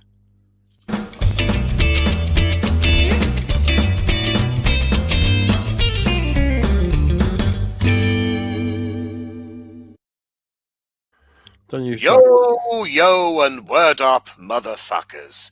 It's old Terry Wogan here, back from limbo itself, some say hell, for another game of the old Super Match. Now, the first one of our contestants to type in the word curly whirly twirly. Fuck it, it's on a Matterbeek. An hotel likes that. You get to be first. So curly whirly twirly, and we'll have a good old game of Super Match. Let me know, John, when the first contestant. I will, Terry. Thanks a lot, John. I wonder who it could be. Lorraine Chase, perhaps. Keith. While we're waiting, which celebrity am I going to be? You could be John the Baptist. No, we need someone. Can I be John Inman? Yeah, you can be John Inman. Great. Right, let's see your John Inman. Oh, Terry. No, I'm rubbish at it. That was more like Sue Pollard. Terry. Can I be the one who played Nasty Nick, the John Altman? John Altman, yeah. What was the word again? Was it? Hello, Ma. It was Wogan's something wrong. It doesn't. Was it Curly Whirly Twirly? Yeah, Curly Whirly Twirly. Matt Cray. Matt Cray, you wonderful motherfucker. You get to play Super Match. Now, it's very simple. We asked a very simple common phrase to the populace that is currently trapped in the boiler room underneath me stairs. Now, there are 3 answers ascending in preference. 50 blanks, 100 blanks, 150 blanks. All you've got to do is get the most popular answer. Here we go. Let's reveal, Eugene, the legend. And the legend is, and this is a really simple one here. I don't think we're going to have any problems now. Here we go. It is. Ah, yes. Foot. Foot blank. Foot blank. Now, before you consider your own answer, Matt, let's go over to John Altman. John! Old nasty Nicholas himself. Well, Terry, EastEnders been going for a long time. I'm going to go with foot long. Old Tell's nickname at school. Footlong there. I'll tell you something else. I'm going to give you another one. Something that Old Tell's fond of on a Saturday night. He likes to cut the rug. I'm going to go with Footloose. Oh, yeah. So you can go with Altman's long or Old Wogan's loose. Or, Mr. Matt, you can come up with one of your own. Now, you don't have to go with what you've been given. Remember, the clue is in the question, or the statement, I should say. Foot blank. While we're waiting, I can tell you that Mark Whiston is here among us. He says, "Foot, give me it back." Foot, give me it back, says old Mark Whiston. Matt Cray says, "Foot deacon." Ah, yes, the old traditional cry in the cathedrals up and down the land. The vicar's ill. Bring out the foot deacon. Well, let's see how we go. Here we go. Now, for 50 blanks, we had. Ah, yes. Very obvious when you think about it. Foot wisdom. Foot wisdom, of course. You know, when you know a lot about the old feet. You don't need to explain. Yeah. But don't worry. Deacon could almost be at the top. You never know. For 100 blanks, we have foot video. Foot video. Foot video, you know, when you used to go to the old video library. And have you got any films about feet? Certainly we do. We got Footloose, which ties into Old Tell's answer there. Foot video. However, let's now reveal the 150 blanks, the top answer. It's going to be something obvious like foot spa or Footloose or foot long. Foot long. Almost forgot your own answer there, John, didn't you? I did, yeah. That's nasty Nick for you. You're probably thinking about an old murder or two, aren't you? Oh, yeah. What have you got planned for Dot in the next series? I ate you, Ma. Oh, that's old John. Any plans for Dot? Yeah. I know your character's dead. This. Like me. Oh, that's a nasty old plot line for you, John. Very nasty. That's coming. That's coming in series 2 of EastEnders. Drawing an old cock and balls over Dot's Bible. She won't like that. Never mind. No, she Let's won't. find out what the top answer is, because we're padding for time. For 150 blanks. And I think you'll all be kicking yourself. There's a joke there with foot. Kicking yourself. The Old Tell still got it. Ah, yes. It's the old... How many times have we said this phrase in passing? It is, of course, foot eureka. Of course. Foot eureka. You know, you suddenly you put on a lovely old trainer. Foot eureka. Oh, Sebastian Coe, what was it that made you run so fast so? Well, I think you found it was old foot eureka. Well, nobody won again, John, I'm afraid. Here's what you could have won. Mark Whiston's blankety blank checkbook and pen, prized from his dead hands. Well, you know, so someone will get the super match at one point, because we're getting just as esoteric with our... Sorry, I have to ask, are you actually Mark Whiston? I have to ask. For legal... Because when I was on, Penny was lovely. I also had a great laugh with Eugene, who represented the board. A great day. I suspect you're not real, but I have to ask, because the internet being what it is, word might have got out. I don't know. I don't think you are, because I think your image has come up before with different comments. But if you are Mark Whiston, then we love you dearly. And as far as we're concerned, Keep on fucking. Yeah. He says, "My fucking pen, I'm not dead." So should we next week? Should we do not only? Should we do one? No. We'll just carry on as we are. We're all right. Yeah, we're fine. We're fine. Well, thank you for everybody for tuning in this week to this week's.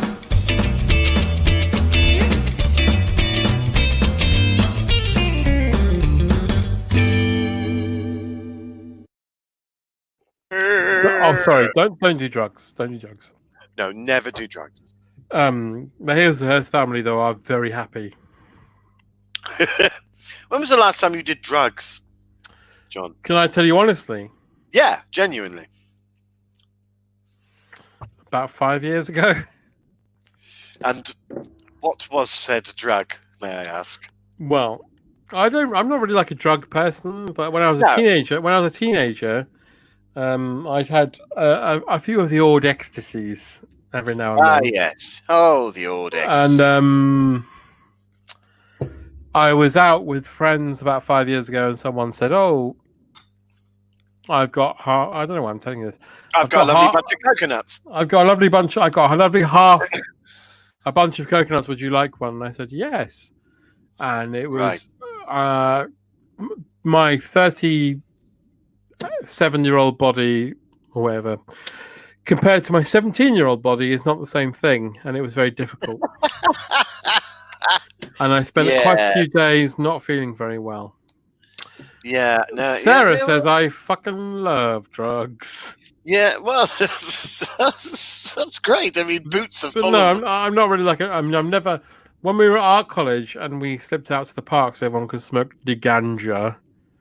Yeah, I couldn't. The smell of it made me feel sick, so I've never been able to smoke that. And no, I occasionally giving one. And I've literally the smallest puff in the world, like, and then I immediately go to sleep. And it doesn't matter what time it is. I could wake up fresh and ready to go, and you give me, and then I'm gone for the day. I've never had the old cocaine. Oh well, no, neither have I. No, I have, and that's awful. I used to do a tremendous amount of acid when I was young, much to the detriment of my any job I ever had. I used to work at Waterstone's bookstore in the kids department, and I remember going clubbing and taking so much acid that I took them too late, like 4 in the morning, and then I was at work at 8 in the morning. So I was only 4 hours into my, and I was stood behind a till, just sweating profusely, seeing visions, and all I can remember is kids pressing all the little musical bits in books for the dog goes woof and the cat and meh, and just like horrible swimming, sweating visions. That was an absolute fucking nightmare. Sarah says cocaine is terrible. Yeah, it is terrible, but if there's nothing else around, I mean, yeah, no, you're right. It's bloody awful. Bloody awful. I did speed a few times as a Britpop band person where everyone was on speed then in the early 90s. Right. Mushrooms was my thing when I was younger because I was in Devon and there were fields of the fuckers everywhere. So we used to gather them, dry them, and then either turn them into tea or soup or put them in yogurt sometimes. And we just have a whale of a fucking time. But that was all in that sort of, we're all just lovely old country folk just expressing ourselves through hard class A hallucinogens. Ask us another question that isn't around drugs, because we're just drugs is enough. Yeah, drugs is boring. We're all old. Drug talk is boring talk, isn't it? Yeah, you're absolutely right. Like Sorted for Ease and Wiz came on the other day, and I just thought, if only. No, I just thought, idiots. There's a Pulp video from that album that they did live at Glastonbury. Yes, I remember that. And if you watch that and pause it in the right place, I'm in the very front row watching it. I was there when they filmed it, and that was their official video. I was on the Britpop circuit. Yeah, in the early 90s. The mid-90s. I was definitely going through my Brett Anderson / Gene phase, so I would have probably had quite a similar hairstyle to yours now, actually, weirdly. I had this then. But I could never keep mine straight. Mine always naturally went wavy. The point where I was playing at the Bull and Cane Kentish Town, which is now a fucking restaurant. I did a photo shoot there last year when the book came out, because upstairs there's a cocktail bar, so they wanted me upstairs for a photo shoot. And I walked in there, I was like, fuck. Where we used to play is now a restaurant. It's literally, the stage is gone. It's now a restaurant. Did you ever go to a club in London called Pop Stars? No. With a Z.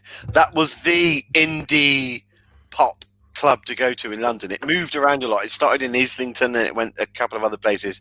I think I was there every fucking Friday and Saturday for 4 years. We used to go to the World's End. Oh, yeah. From 96 onwards, I was at Pop Stars every fucking... almost. Oh, wow. That's the the happiest time of my life, that was.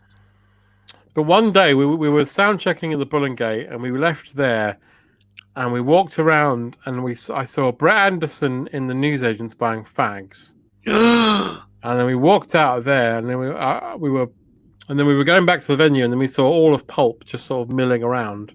Oh my fucking god! And it was just like, wow. Yeah. Well, we never got signed, sadly. Oh. What were you called? Sherbet. Oh my god, that's such a perfect 90s Britpop name. And our manager at the time thought it would be a good idea to send our demo tapes around with talcum powder in the envelope. So that's probably why. How many members of Sherbet were there? There were 4. And you were the what? You were the bass? I was just the singer. It was before I played bass. Ah, so you were lead singer. Yeah, we wore like charity shop suits. Brilliant. Red shirts. Brilliant. And I was just the singer. When I in the 3rd year of my drama school, we all had to fuck off and go somewhere, and I ended up going to Trinity in Dublin, and I just wore a suit for the 4 months I was there. I just had a suit and different t-shirts underneath, and I used to keep a toothbrush on a chain around my neck because I didn't know where I was going to end up. Oh my god! I'd always wear suits. I'd always wear suits and pinstripe suits. Yeah, I always wear black or red shirts. Yeah. Pinstripe suits to make me look taller because I'm such a short ass. So I always wore vertical lines up. I've always been 6 foot, so I like spread. Anyway, let's go to questions.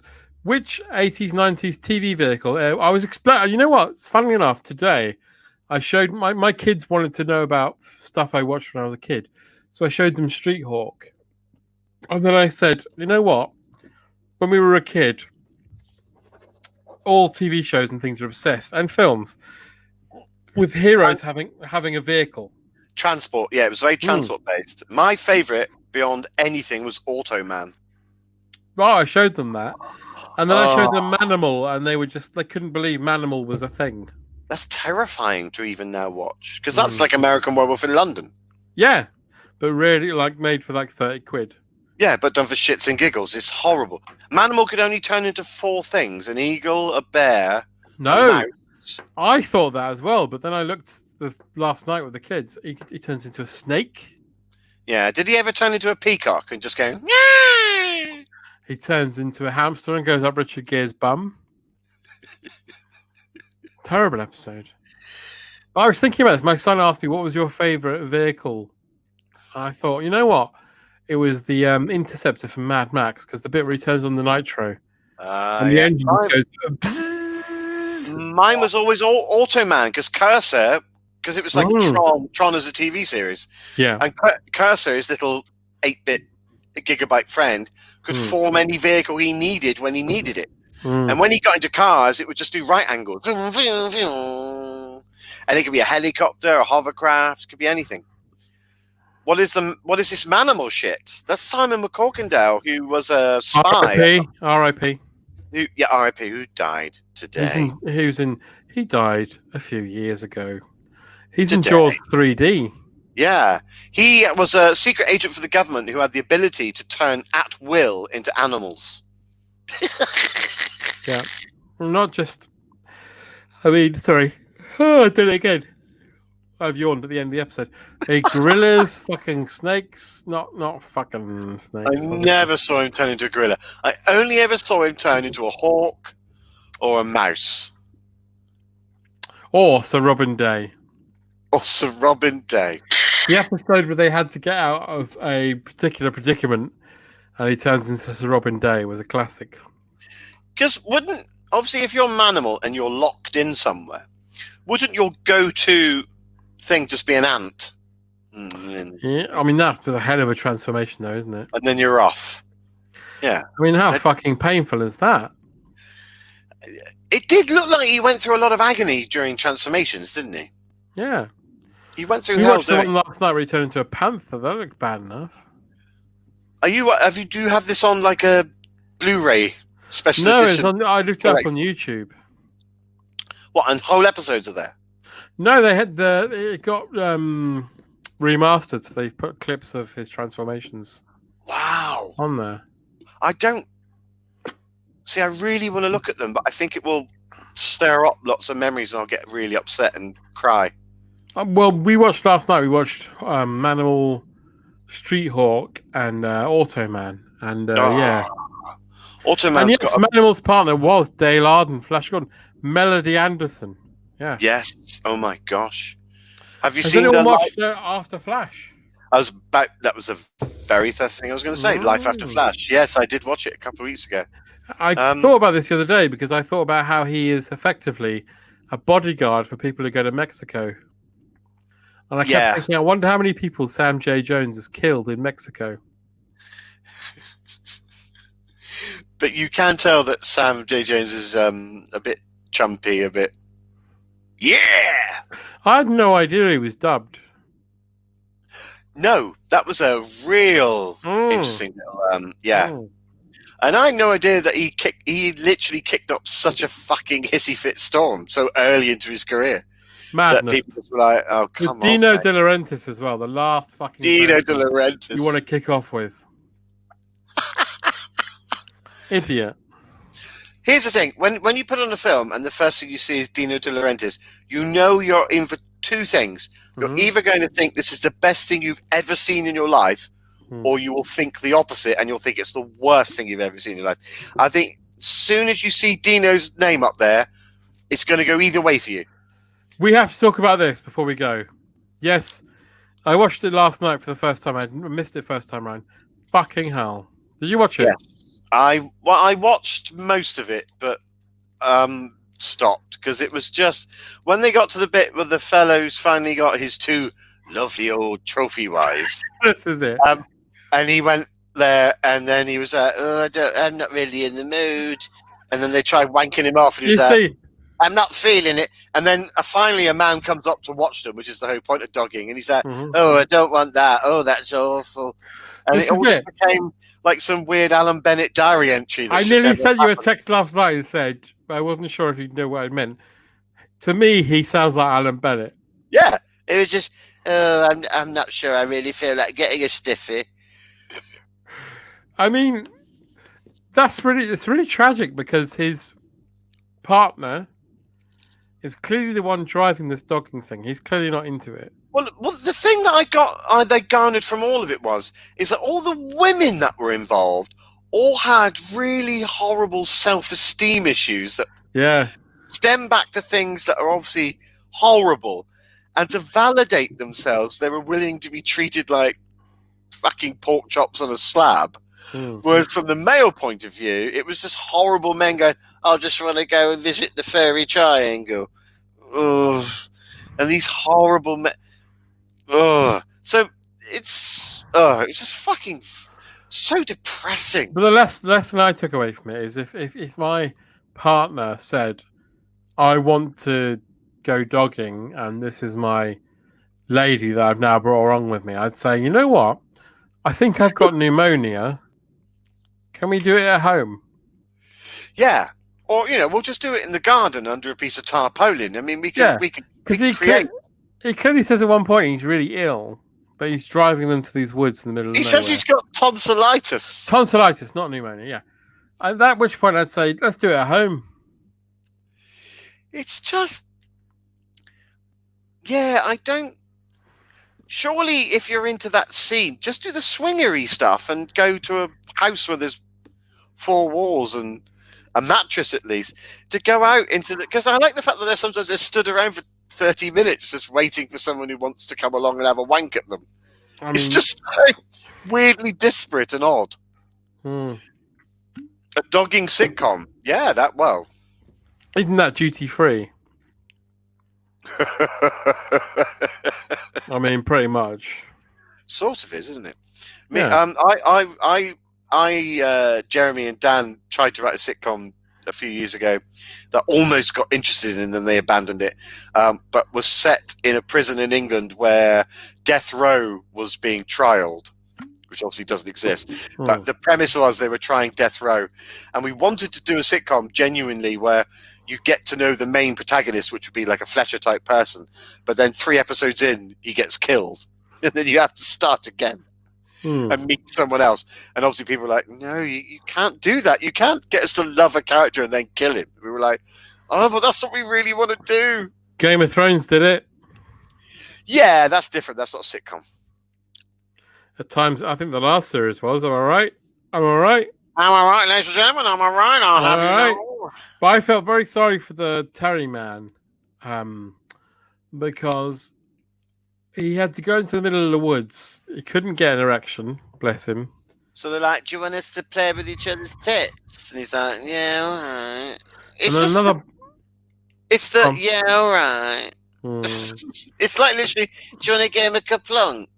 You know what I felt most sorry about him for is that he said that he worked 12-hour days, 7 days a week. And that his only free time, his missus wanted to have sex with someone else. I mean, that's just... Yeah, because she says that he's boring and rubbish, and she's got terrible issues that she doesn't want to deal with about previous men who have treated her. Oh, God.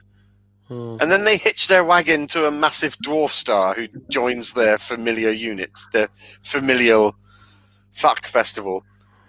Well, they'd given him oral. They'd given him oral, and they touched each other's boobs, so that was exciting. Yes, you see a bit of them touching their boobies together, and him going, "It's Parky, I want to go home." Do you have any words for Katie Hopkins, Paul?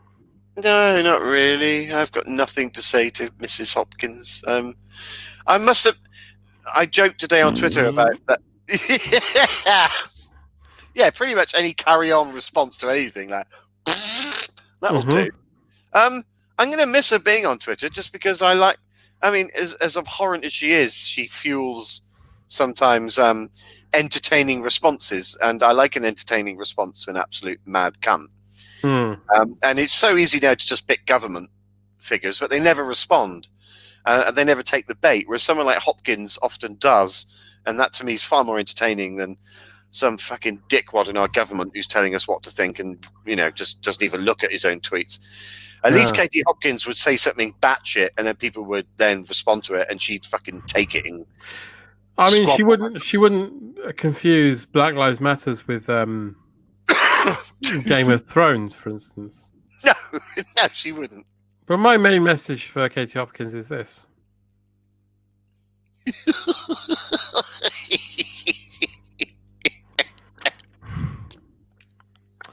And good luck on MySpace. Yeah, with who was the guy who used to greet you on MySpace? The fella doing the washing up, was it Jeff? No, there was a guy who would always be the guy on MySpace. Like, hi, I'm washing up like this. Oh, he might have been. What? I like it was Tom or Jeff or something. I think it might have been Tom. Yeah, like he was in the Sims. Come on.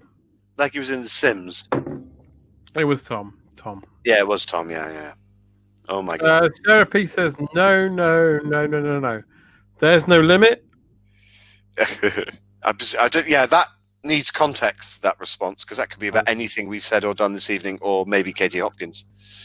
But she's had a lifetime ban from Twitter. Is that the case? Yeah, permanently suspended. They say. Can that be upheld? Or should she just appear under another guy? I guess if she does, then she'll get reported and then booted off again, I think. I found the pictures of her out of her tits on, was it ketamine or something?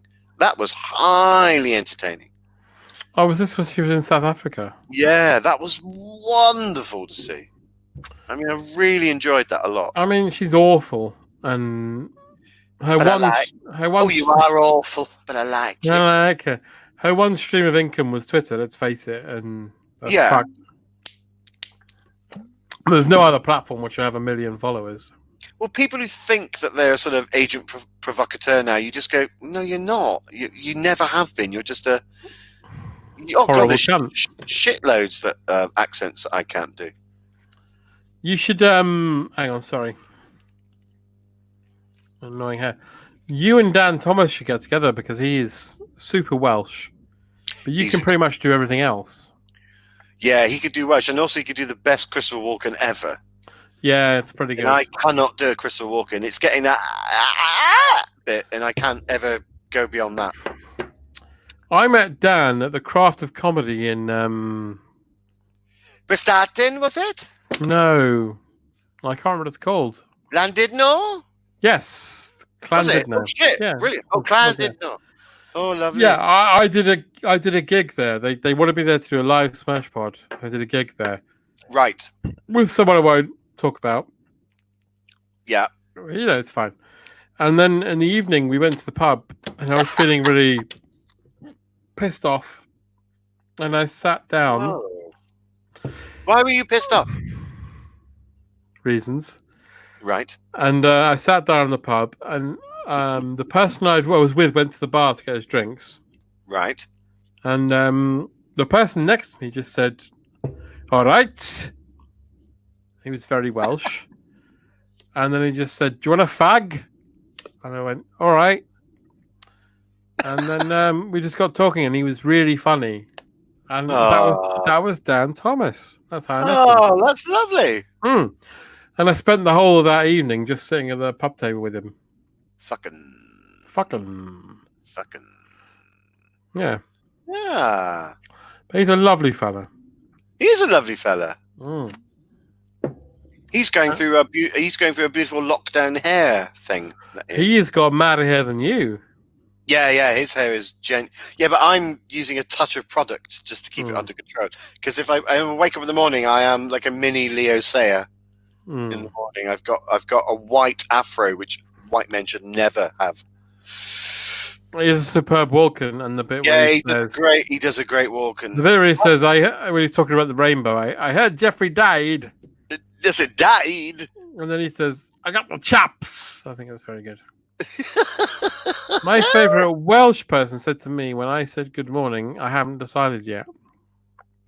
That's quite nice. Yeah. I guess we finished, haven't we? I think we have. Yeah, it's 11 o'clock. Good God, we've been for 2 hours. But you know, we've piled in a lot for this evening. We really have. Yeah, we've done our bloody best. Oh. It's all right. The cap was on. We've done this. Very exciting. This is your life. But of course, before we go, John. Oh yeah. There's probably. I forgot this week. Yes. Well, I've got to find it. Hang on. Right. Yes, I'm ready. Well, that's all we have time for. But before we go, here is some late news. Sorry. The Royal Navy have unveiled a new type of submarine designed to simulate long marriage in order to ease lengthy sea journeys for married sailors. Its navigation is set to always be right, and it only goes down once every 6 months. A 60-year-old mystery was solved today when forensic historians were able to determine how serial killer Johnny Axman Birtles died after memoirs of hangman Jerry Reese were discovered in a drawer at his home. Reese reveals that they accidentally used a rubber rope instead of a traditional one, which explains how Birtles received 16 fractures to his skull and how his legs came to be shattered in 14 places.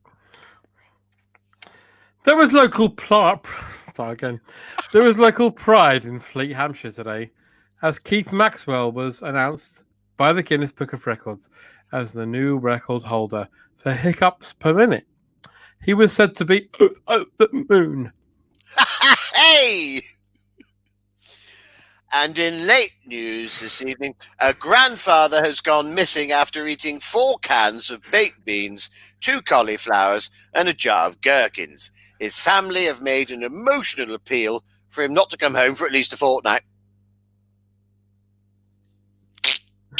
And finally, thieves in a stolen car were apprehended after a 100-mile-per-hour chase by Police Constable Wainwright, who followed them on foot.